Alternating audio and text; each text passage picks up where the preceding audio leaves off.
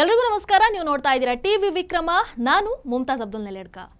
ವೀಕ್ಷಕರೇ, ಮಹಾತ್ಮ ಗಾಂಧಿಯ ಬಗ್ಗೆ ಇಷ್ಟು ವರ್ಷಗಳಿಂದ ನಾವು ತಿಳ್ಕೊಂಡಿರುವಂತಹ ಇತಿಹಾಸ ಇದು ಸಂಪೂರ್ಣ ಸತ್ಯನ ಅಥವಾ ಇದರ ಹಿಂದೆ ಇನ್ನೊಂದು ಮುಖ ಏನಾದರೂ ಅಡಗಿದೆಯಾ? ಈ ಒಂದು ಪ್ರಶ್ನೆಯನ್ನ ಮುಂದಿಟ್ಕೊಂಡು ಮಹಾತ್ಮ ಗಾಂಧಿಯ ಬಗ್ಗೆ ನಮಗೆ ಗೊತ್ತಿಲ್ಲದೆ ಇರುವಂತಹ ಒಂದಷ್ಟು ವಿಚಾರಗಳನ್ನು ತಿಳಿಸಬೇಕು. ನಾಥೂರಾಮ್ ಗೋಡ್ಸೆ ಬಗ್ಗೆ ನಮಗೆ ಗೊತ್ತಿಲ್ಲದಂತಹ ವಿಚಾರವನ್ನ ಜನರಿಗೆ ತಲುಪಿಸಬೇಕು ಅನ್ನುವಂಥ ಒಂದು ನಿಟ್ಟಿನಲ್ಲಿ ಗಾಂಧಿ ಹತ್ಯೆ ಸತ್ಯ ಅನ್ನುವಂತಹ ನಾಟಕದ ಮುಖೇನ ಇವತ್ತು ಬಹಳಷ್ಟು ಚರ್ಚೆಗೂ ಕೂಡ ಗ್ರಾಸರಾಗಿರುವಂತಹ ರಂಗಭೂಮಿ ಕಲಾವಿದರು, ಖ್ಯಾತ ಸಾಹಿತಿಗಳು ಆದಂತಹ ಅಡ್ಡಂಡ ಕಾರ್ಯಪ್ಪ ಅವರು ಇವತ್ತು ನಮ್ಮ ಜೊತೆಗಿದ್ದಾರೆ. ಅಡ್ಡಂಡ ಕಾರ್ಯಪ್ಪ ಅವರು ನಮ್ಮ ಸ್ಟುಡಿಯೋಗೆ ಬರ್ತಾರೆ ಅಂತ ಅಂದಾಗಲೇ ಒಂದು ಕುತೂಹಲ ಖಂಡಿತವಾಗ್ಲೂ ಇರುತ್ತೆ. ಈ ಬಾರಿ ಯಾವ ಮುಚ್ಚಿಟ್ಟ ಸತ್ಯವನ್ನ ತೆರೆಯೋದಕ್ಕೆ ಬರ್ತಾ ಇದ್ದಾರೆ, ಈ ಬಾರಿಯ ನಾಟಕದ ಮುಖೇನ ಯಾವ ಮುಚ್ಚಿಟ್ಟ ಇತಿಹಾಸವನ್ನ ತೆರೆದಿಡ್ತಾರೆ ಅನ್ನುವಂಥ ಒಂದು ಕುತೂಹಲ ಖಂಡಿತವಾಗ್ಲೂ ಇದ್ದೇ ಇರುತ್ತೆ. ಹಾಗಾಗಿ ಈ ಬಾರಿ ಮಹಾತ್ಮ ಗಾಂಧಿ, ನಾಥೂರಾಮ್ ಗೋಡ್ಸೆ, ಸರ್ದಾರ್ ವಲ್ಲಭಭಾಯ್ ಪಟೇಲ್, ಅದೇ ರೀತಿ ಜವಾಹರ್ಲಾಲ್ ನೆಹರು, ಸ್ವಾತಂತ್ರ್ಯೋತ್ತರ ಭಾರತದ ರಾಜಕಾರಣದ ಒಂದಷ್ಟು ವಿಚಾರಗಳ ಬಗ್ಗೆ, ಅಡ್ಡಂಡ ಕಾರ್ಯಪ್ಪ ಅವರ ನಿಲುವೇನು, ಇವೆಲ್ಲದರ ಬಗ್ಗೆ, ಅದೇ ರೀತಿ ಗಾಂಧಿ ಹತ್ಯೆ ಸತ್ಯ ಈ ಒಂದು ನಾಟಕದ ಮುಖೇನ ಏನ್ ಹೇಳೋದಕ್ಕೆ ಹೊರಟಿದ್ದಾರೆ, ಇವೆಲ್ಲವನ್ನ ಅಡ್ಡಂಡ ಕಾರ್ಯಪ್ಪ ಅವರ ಮುಖೇನ ತಿಳ್ಕೊಳ್ಳೋಣ. ಸರ್, ತಮಗೆ ಕಾರ್ಯಕ್ರಮಕ್ಕೆ ಆತ್ಮೀಯವಾದಂತಹ ಸ್ವಾಗತ. ನಮಸ್ಕಾರ ಸರ್. ಮೊದಲಿಗೆ ಹೆಸರಿಂದಾನೇ ಆರಂಭ ಮಾಡೋಣ. ಗಾಂಧಿ ಹತ್ಯೆ ಸತ್ಯ ಅಂತ ಇಟ್ಟಿದ್ದೀರಾ. ನಮಗೆ ಗೊತ್ತಿರುವಂಥದ್ದು ಮಹಾತ್ಮ ಗಾಂಧಿ ಅವರನ್ನ ಕೊಂದಿದ್ದು ನಾಥೂರಾಮ್ ಗೋಡ್ಸೆ. ಈ ಸತ್ಯದ ಹೊರತಾಗಿ ಬೇರೆ ಇನ್ನೇನು ಸತ್ಯವನ್ನ ನೀವು ಜನರ ಮುಂದೆ ತೆರೆದಿಡೋದಕ್ಕೆ ಹೋಗ್ತಾ ಇದ್ದೀರಾ? ನೋಡಿ, ಇದು ನಾನು ನನ್ನ ರಂಗಭೂಮಿಯ ಆಯ್ಕೆ ಇದೆಯಲ್ಲ, ಆ ಆಯ್ಕೆ ಮಾಡಿಕೊಂಡ ಉದ್ದೇಶವೇ ನಾನು ನನ್ನ ರಾಷ್ಟ್ರೀಯತೆ, ನೇಷನ್ ಫಸ್ಟ್ ಅಂತ ಹೇಳೋದು, ಮತ್ತು ಹಿಂದೂ ಧರ್ಮ, ಇದು ಎರಡು ನನ್ನ ಅಜೆಂಡಾ ಆಗಬೇಕು ಅಂತ ಹೇಳುವ ನಾನು ಘೋಷಣೆ ಮಾಡಿಕೊಂಡೇ ಈ ರಂಗಭೂಮಿಯ ಚಟುವಟಿಕೆ. ರಂಗಭೂಮಿಯಿಂದ ಮನರಂಜನೆ ಇರ್ಬೋದು, ಕೆಲವರಿಗೆ ಅದು ಇತಿಹಾಸವನ್ನು ತಿರುಚೋದಿರ್ಬೋದು, ಎಲ್ಲ ಇರ್ಬೋದು, ಕೆಲವರಿಗೆ ಉದ್ದೇಶಪೂರ್ವಕವಾಗಿ, ಅಥವಾ ತುಷ್ಟೀಕರಣದ ಇರ್ಬೋದು. ಈ ಗಿರೀಶ್ ಕಾರ್ನಾಡರವರು ಟಿಪ್ಪು ಕನಸುಗಳು ಅಥವಾ ಇದು ತುಘಲಕ್ನ ಇದು ಅಂದರೆ ಅದೆಲ್ಲ ಇರ್ಬೋದು. ನನ್ನ ಉದ್ದೇಶವನ್ನು ನಾನು ಸ್ಪಷ್ಟಪಡಿಸ್ಕೊಂಡಿದ್ದೆ. ಹಂಗಿದ್ದು ಬಂದಾಗ ನಾನು ರಾಜಕೀಯ ಸಬ್ಜೆಕ್ಟ್ಗಳನ್ನು ನಾಟಕ ತಗೊಳ್ಳೋದು. ರಾಜಕೀಯ ಅಂದರೆ ಈಗಿನ ರಾಜಕೀಯ ಅಲ್ಲ, ಅಂದರೆ ಇತಿಹಾಸ ಅಂದರೆ ರಾಜಕೀಯ, ಅದನ್ನು ಇಟ್ಕೊಂಡು ನಾಟಕ ಮಾಡಲಿಕ್ಕೆ ಹೊರಟಾಗ ನೀವು ಈಗ ಗಾಂಧಿ ವಿಚಾರ ಬಂದಾಗ, ಯಾಕೆ ಗಾಂಧೀಜಿಯನ್ನು ವಿಶ್ವ ಒಪ್ಪಿಕೊಂಡಿದೆ ಅಂತ ಹೇಳ್ತಾರೆ. ಹೌದು, ನಮ್ಮ ದೇಶ ಒಪ್ಪಿಕೊಂಡಿದೆ ಅಂತ ಹೇಳ್ತಾರೆ. ಮತ್ತು ಅನೇಕ ಉಪಾಧಿಗಳನ್ನು ಅವ್ರಿಗೆ ಕೊಟ್ಬಿಟ್ರು. ಮಹಾತ್ಮ ಅಂತ ಹೇಳೋ ಉಪಾಧಿಯನ್ನು ಕೊಟ್ಟರು, ರಾಷ್ಟ್ರಪಿತ ಅಂತ ಕೊಟ್ಟರು. ನಗುಬರುವಾಗಿದ್ದು ರಾಷ್ಟ್ರಪಿತ ಅಂದರೆ ರಾಷ್ಟ್ರದ ನಿರ್ಮಾಣ ಕರ್ತನ ಅವರು ಅಂತ. ಅಂದರೆ 1869ಕ್ಕೆ ಮಹಾತ್ಮ ಗಾಂಧೀಜಿ ಅಕ್ಟೋಬರ್ 2ಕ್ಕೆ ಹುಟ್ಟಿದ್ದಾರೆ. ಅದಕ್ಕೆ ಮೊದಲು ಇರಲಿಲ್ವಾ? ಅಂದರೆ ಅದಕ್ಕೆ ಮೊದಲು ಕಾಂಗ್ರೆಸ್ಸೇ ಇತ್ತು. ಎ.ಓ. ಹ್ಯೂಮ್ ಅವರು 1885ರಲ್ಲಿ ಕಾಂಗ್ರೆಸ್ಸನ್ನು ಸ್ಥಾಪನೆ ಮಾಡ್ತಾರೆ. ಒಬ್ಬ ಬ್ರಿಟಿಷ್ನವನು ಅಧಿಕಾರಿ. ಅಂದರೆ ಗಾಂಧಿ ಹುಟ್ಟೋಕೆ ಮೊದಲೇ ಕಾಂಗ್ರೆಸ್ ಇತ್ತು, ಕಾಂಗ್ರೆಸ್ ಹುಟ್ಟೋ ಮೊದಲೇ ದೇಶ ಇತ್ತು. ಹಾಗಾಗಿ ಇವರು R.C. ಮುಜಮ್ದಾರ್ ಅಂತೇಳಿ, ನಿಮಗೆ ಅವರ ಹೆಸರನ್ನು ಕೇಳಿದರು, ರಮೇಶ್ ಚಂದ್ರ ಮುಜಮ್ದಾರ್. ಅವರು ಭಾರತ ಕಂಡ ಅತಿ ಉತ್ಕೃಷ್ಟವಾದ ಶ್ರೇಷ್ಠವಾದ ಇತಿಹಾಸ ತಜ್ಞ, ಇತಿಹಾಸಕಾರ. ಅವರು ದಾಖಲಿಸಿರುವ ಇತಿಹಾಸಗಳೇ ಇವತ್ತು ಸತ್ಯದ ಇತಿಹಾಸಗಳು. ಅವರು ದಾಖಲಿಸಿದರು. ಆಗ ನಮ್ಮ ಮುನ್ಸಿಯವರು ಭಾರತೀಯ ವಿದ್ಯಾಭವನವನ್ನು ಸ್ಥಾಪನೆ ಮಾಡ್ತಾರೆ. ಆ ಭಾರತೀಯ ಮುನ್ಸಿಯವರು ಗಾಂಧೀಜಿಯ ಸಹವರ್ತಿಯಾಗಿದ್ದವರು, ಸ್ವಾತಂತ್ರ್ಯ ಚಳವಳಿಯಲ್ಲಿ ಭಾಗವಹಿಸಿದವರು, ಕಾಂಗ್ರೆಸ್ ಮ್ಯಾನ್. ಅವರು ಭಾರತೀಯ ವಿದ್ಯಾಭವನ R.C. ಮುಜಮ್ದಾರ್ ಬರೆದಿರುವ ಭಾರತದ ಸ್ವಾತಂತ್ರ್ಯ ಸಂಗ್ರಾಮದ 25 ಸಂಪುಟಗಳನ್ನು ಪ್ರಕಟ ಮಾಡುತ್ತೆ. ಅದು ಎಲ್ಲ ಭಾಷೆಗಳಲ್ಲಿ ಪ್ರಕಟ ಆಗುತ್ತೆ, ಕನ್ನಡದಲ್ಲೂ ಪ್ರಕಟ ಆಗಿದೆ. ಅದರಲ್ಲಿ ಅವರು ಒಂದು ವಾಕ್ಯವನ್ನು ಹೇಳ್ತಾರೆ. ಒಬ್ಬ ವಿಶ್ವ ಒಪ್ಪಿಕೊಂಡಂಥ, ಭಾರತ ಒಪ್ಪಿಕೊಂಡಂಥ ಒಬ್ಬ ನೇತಾರಾದ ಮಹಾತ್ಮ ಗಾಂಧೀಜಿಯ ಅನೇಕ ಸತ್ಯಗಳನ್ನು ನಾನು ಬಿಚ್ಚಿಟ್ಟಾಗ ಅದು ಯಾತನಾಮಯ ಕೆಲಸ ಆಗುತ್ತೆ ಅಂತ, ನೋವಾಗುತ್ತೆ ಅಂತ. ಅಂದರೆ ನಾಳೆ ಜನ ಅದನ್ನು ಹೆಂಗೆ ಸ್ವೀಕರಿಸ್ತಾರೆ ಅಂತ. ಇದು ನನಗೆ ಬಹಳ ಮುಖ್ಯ ಆಯಿತು. ಹೌದು, ನನಗೂ ಕೂಡ ನಾನು ಗಾಂಧೀಜಿಯ ಅವರ ತ್ಯಾಗ, ಅವರ ಸ್ವಾತಂತ್ರ್ಯದ ಹೋರಾಟ, ಅವರು ದಕ್ಷಿಣ ಆಫ್ರಿಕಾದಿಂದ ಬಂದು ಎಲ್ಲ ವಸ್ತ್ರಗಳನ್ನೆಲ್ಲ ಬಿಚ್ಚಿಟ್ಟು ಮಾಡಿಕೊಂಡ ಕೆಲವು ಅವರ ಜೀವನ, ಇದನ್ನೆಲ್ಲ ನಾನು ಒಪ್ಕೊಳ್ತೇನೆ. ಹಂಗಂದ ಮಾತ್ರಕ್ಕೆ ಭಾರತದವರು ವಿಭಜನೆ ಮಾಡು, ನಾನು ಹೇಳಿದಂಗೆ ಕೇಳು, ನಾನು ಡಿಕ್ಟೇಟರ್ಶಿಪ್ ಆಗಿರ್ತೀನಿ, ನೀನು ಮಂತ್ರಿಮಂಡಲ ನೆಹರು ನೇತೃತ್ವದಲ್ಲಿ ರಚನೆ ಮಾಡಿದರೂ ಕೂಡ ಅಲ್ಲಿಯ ಮಂತ್ರಿಮಂಡಲದ ನಿರ್ಣಯಕ್ಕೆ ನಾನು ಬೆಲೆ ಕೊಡೋದಿಲ್ಲ, ಮತ್ತು ಕಾಂಗ್ರೆಸ್ ಪಾರ್ಟಿ ನಾನು ಹೇಳಿದಾಗೆ ಕೇಳಬೇಕು ಅಂತ ಅವರ ಆಶ್ರಮದಲ್ಲಿ ಕೂತು ಹೇಳ್ತಾ ಇದ್ರಲ್ಲ. ಅಧಿವೇಶನಗಳಲ್ಲಿ ಕಾಂಗ್ರೆಸ್ ಪಕ್ಷದ ನಿರ್ಣಯಗಳಾಗುವುದು ಆಶ್ರಮದಲ್ಲಿ ಏನು ಹೇಳಿದ್ದಾರೆ ಗಾಂಧಿ ಅದರ ಆಧಾರದ ಮೇಲೆ. ಇದನ್ನು ಹೇಗೆ ಒಪ್ಕೊಳ್ಳೋಕೆ ಸಾಧ್ಯ? ಅಂದ್ರೆ ನಾವು ನೋಡಿರೋ ಮಹಾತ್ಮ ಅವರ ಇನ್ನೊಂದು ಮುಖ ಇದೆ. ಪ್ರತಿಯೊಬ್ಬರಿಗೂ ಎರಡು ಮುಖಗಳಿರ್ತವೆ. ಅದರಲ್ಲಿ ಒಂದು ಮುಖವನ್ನು ಮುಚ್ಚಿಟ್ಟು ಇನ್ನೊಂದು ಮುಖವನ್ನು ಮಾತ್ರ ವೈಭವೀಕರಿಸುವುದು ಅಂತ ಹೇಳ್ತೇವಲ್ಲ. ಹಾಗಾದ್ರೆ ನೀವೀಗ ಎರಡು ಮುಖವನ್ನು ವೈಭವೀಕರಿಸಬೇಕು ಅಂತ ಹೇಳ್ತಾ ಇದ್ದೀರಾ? ಹೌದು, ಅಲ್ಲಿ ವೈಭವೀಕರಿಸಬೇಕಲ್ಲ, ಎರಡು ವಿಚಾರಗಳನ್ನು ವೈಭವೀಕರಿಸಬಾರದು. ಎರಡು ವಿಚಾರಗಳನ್ನು ಸ್ಪಷ್ಟವಾಗಿ ಹೇಳಿ ಅಂತ ಹೇಳ್ತಾ ಇರೋದು. ಯಾವುದನ್ನಾದರೂ ವೈಭವೀಕರಿಸಬೇಡಿ, ಇತಿಹಾಸವನ್ನು ಇತಿಹಾಸವಾಗಿ ಹೇಳಿ. ನಾನು ಹೇಳ್ತಾ ಇರೋದು ಇತಿಹಾಸ ನಮಗೆ ಸುಳ್ಳು ಇತಿಹಾಸಗಳನ್ನು ಗೊತ್ತಿಸಲಾಗಿದೆ. ಯಾವ ಇತಿಹಾಸವನ್ನು ನಾವು ಹೇಳ್ತೀವಿ? ನಮ್ಮ ಭಾರತದ ಮೊದಲ ಶಿಕ್ಷಣ ಮಂತ್ರಿ ಯಾರು? ನಮ್ಮ ಸ್ವತಂತ್ರ ಭಾರತದ ಮೊದಲ ಶಿಕ್ಷಣ ಮಂತ್ರಿ ಮೌಲಾನಾ ಅಬ್ದುಲ್ ಕಲಾಂ ಆಜಾದ್. ಈತ ಭಾರತದಲ್ಲಿ ಓದಿದವನಲ್ಲ. ಅಫ್ಕೋರ್ಸ್ ಸ್ವಾತಂತ್ರ್ಯ ಚಳವಳಿಯಲ್ಲಿದ್ದಂಥ ಒಬ್ಬ ಮುಸಲ್ಮಾನ ನಾಯಕ. ಆದರೆ ಅವರನ್ನು ಎರಡನೇ ಜಿನ್ನ ಅಂತ ಸರ್ದಾರ್ ವಲ್ಲಭಾಯ್ ಪಟೇಲ್ ಲೇವಡಿ ಮಾಡ್ತಾ ಇದ್ರು. ಯಾಕೆಂದರೆ ಕೆಲವು ಭಾಳ ಕ್ರೂಷಿಯಲ್ ಟೈಮಲ್ಲಿ ಈತ ತನ್ನ ಕಮ್ಯುನಿಟಿಯ ಅಥವಾ ತನ್ನ ಧರ್ಮಕ್ಕೆ ವಾಲ್ಬಿಡ್ತಿದ್ದ. ಖಿಲಾಫತ್ ಚಳವಳಿ ಆಗಿರ್ಬೋದು. ಅಂದರೆ ಮಹಾತ್ಮ ಗಾಂಧಿ ಅವರು ಮುಸಲ್ಮಾನರ ಪರವಾಗಿದ್ದ, ಏಜೆಂಟ್ ಆಗಿದ್ದ. ಇವರು ಈ ಅಬ್ದುಲ್ ಕಲಾಂ ಆಜಾದ್, ಮೌಲಾನಾ ಅಬ್ದುಲ್ ಕಲಾಂ, ಮೌಲಾನಾ ಅಂದರೆ ಇದು ಗೊತ್ತಲ್ಲಪ್ಪ, ಆ ಪದವಿಗೆ ಕೊಡೋ. ಅಫ್ಕೋರ್ಸ್ ಅವರು ಇಸ್ಲಾಂ ಧರ್ಮದಲ್ಲಿ ಅವರು ಓದಿಕೊಂಡಿರುವ ಇದರಲ್ಲಿ ಅವರು ಮೌಲಾನಾ, ಅವರು ಶಿಕ್ಷಣ ಮಂತ್ರಿ. ಭಾರತದ ಚರಿತ್ರೆಯನ್ನು ಪಠ್ಯಪುಸ್ತಕಗಳಲ್ಲಿ ಇಡಬೇಕು ಅಂತೇಳಿ ಸ್ವಾತಂತ್ರ್ಯದ ನಂತರ ಬಂದಂಥ ವಿಶ್ವವಿದ್ಯಾನಿಲಯಗಳಾಗಿರ್ಬೋದು, ನಮ್ಮ ಶಾಲಾ ಕಾಲೇಜುಗಳಿಗೆ ಪಠ್ಯಪುಸ್ತಕ ರಚನೆ ಮಾಡುವಾಗ ಇವರು ಆರ್.ಸಿ. ಮುಜಮ್ದಾರನ್ನೇ ಕರೀತಾರೆ. ಬಾಪ್ಪ ಇದಕ್ಕೆ ಒಂದು ನೆಲೆಗಟ್ಟು ಕೊಡುತ್ತೆ ಅವರು ಸ್ಪಷ್ಟವಾಗಿ ಹೇಳ್ತಾರೆ. ಆಗ ಅವರು ಹೇಳೋದು, ನೋಡಿ ನೀವು ಗುಪ್ತರ ಕಾಲ, ಸ್ವರ್ಣ ಯುಗ, ಚಿನ್ನ ಆಭರಣಗಳನ್ನು ರಸ್ತೆಯ ಪಕ್ಕದಲ್ಲಿ ಇಟ್ಟುಕೊಂಡು ಮಾರ್ತಾಯಿದ್ರು, ನಳಂದ ವಿಶ್ವವಿದ್ಯಾನಿಲಯ ಇತ್ತು ಅಂತ ಅದೆಲ್ಲ ಬರಿಬೇಡಿ, ಮೊಘಲರ ಬಗ್ಗೆ ಬರೀರಿ ಅಂತ ಹೇಳಿದವರೇ ಈ ಮೌಲಾನಾ ಅಬ್ದುಲ್ ಕಲಾಂ ಆಜಾದ್. ಆಗ ಅವರು ನೋ ಅಂತ ಹೇಳ್ತಾರೆ. ರಮೇಶ್ ಚಂದ್ರ ಮುಜಮ್ದಾರ್ ಇದು ಇತಿಹಾಸದ ದಾಖಲೆ, ಸುಳ್ಳು ಅಂತ ಹೇಳಿ ಇಡೀ ನಾನು ಇದು ನಿಮ್ಮ ಸ್ಟುಡಿಯೋದ ಮೂಲಕ ಇದು ಸುಳ್ಳು ಅಂತ ಹೇಳಿ. ಅವರು ಇತಿಹಾಸದ ಪ್ರಜ್ಞೆ ಇಲ್ಲದ ತಾರಾಚಂದ್ ಅಂತ ಹೇಳುವ ವ್ಯಕ್ತಿಯಿಂದ ಇತಿಹಾಸವನ್ನು ಬರೆಸ್ತಾರೆ. ಅದನ್ನೇ ಓದ್ತಾ ಇರೋದು ನಾವು, ನೀವು ಎಲ್ಲ, ನನ್ನ ಅಪ್ಪ, ನನ್ನ ಮಗ ಎಲ್ಲ ಓದ್ತಾ ಇರೋದು ಅದನ್ನೇ. ಸಾಲು ಮರಗಳನ್ನು ನಡೆಸಿದರು, ಕೆರೆ ಕುಂಟೆಗಳನ್ನು ತೋಡಿಸಿದರು, ದೇವಸ್ಥಾನಗಳನ್ನು ಒಡೆದರು, ಎಲ್ಲಿ ಹೇಳಿದ್ದಾರೆ?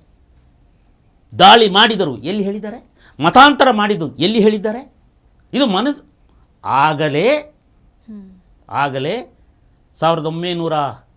1967ರಲ್ಲಿ ಇದೆಲ್ಲ ಬಂತಲ್ಲ, ಸೀರಿಯಲ್ ಆಗಿ 6 ಜನ ಮುಸಲ್ಮಾನರು ಶಿಕ್ಷಣ ಮಂತ್ರಿಗಳು. ಅದರಲ್ಲಿ ಒಬ್ಬರು, ಅವರ ಹೆಸರು ಏನೋ ಬರ್ಕೊಂಡು ಬಂದಿದೆ, ನೂರುಲ್ ಹಸನ್ ಅಂತ ಹೇಳೋರು ಒಬ್ಬರು ಶಿಕ್ಷಣ ಮಂತ್ರಿಯಾಗಿದ್ದರು 1967ರಲ್ಲಿ. ಆಗ ನೆಹರು ಅವರ ಮುದ್ದಿನ ಮಗಳು ಇಂದಿರಾ ಗಾಂಧಿಯವರು ನಮ್ಮ ಪ್ರಧಾನಿ. ನೆಹರು ಮೃತಪಟ್ಟಾಗ ಅವರನ್ನೇ ಮಾಡುವ ಆತುರದಲ್ಲಿದ್ದರು. ಈ ಕಾಂಗ್ರೆಸ್ಸಿನ ಬುದ್ಧಿ ಅದಲ್ವಾ, ಬೋಪರಾಕ್ ಒಂದಿ ಮಾಗದ್ರಾಗೆ. ಆಗ ಸೀನಿಯರ್ ಕಾಂಗ್ರೆಸ್ಸಿಗರು ಪ್ರತಿಭಟನೆ ಮಾಡಿದರು. ಅದರಲ್ಲಿ ಮೊರಾರ್ಜಿ ದೇಸಾಯಿ ಒಬ್ಬ. ಅವರು ಮುಂಬೈ ಮುಖ್ಯಮಂತ್ರಿ ಆಗಿದ್ದರು ಸ್ವಾತಂತ್ರ್ಯ ಸಿಗುವ ಸಂದರ್ಭದಲ್ಲಿ. ಗಾಂಧಿ ಹತ್ಯೆಯ ಪ್ರಕರಣದಲ್ಲಿ ಆ ಮಹಾರಾಷ್ಟ್ರದಲ್ಲಿ, ಈಗಿನ ಮಹಾರಾಷ್ಟ್ರ, ಆಗ ಬೊಂಬಾಯಿ ಅಂತ ಹೇಳ್ತಿದ್ರಲ್ಲ, ಅದು ಮಹಾರಾಷ್ಟ್ರ ಪ್ರಾಂತ್ಯ ಅಲ್ವಾ, ಅದರ ಮುಖ್ಯಮಂತ್ರಿ ಮೊರಾರ್ಜಿ ದೇಸಾಯಿ. ಗಾಂಧೀಜಿಯ ಸಾವಿನ ಬಗ್ಗೆ ಅವರ ಗುಪ್ತಚರ ಇಲಾಖೆಯ ವರದಿ ಇತ್ತು, ಇವರು ಹತ್ಯೆ ಆಗ್ತಾರೆ ಅಂತ. ಮೊದಲೇ ಇನ್ಫಾರ್ಮೇಷನ್ ಇತ್ತು. ಇವರು ಮೀಟಿಂಗ್ ಮಾಡ್ತಾ ಇದ್ರು.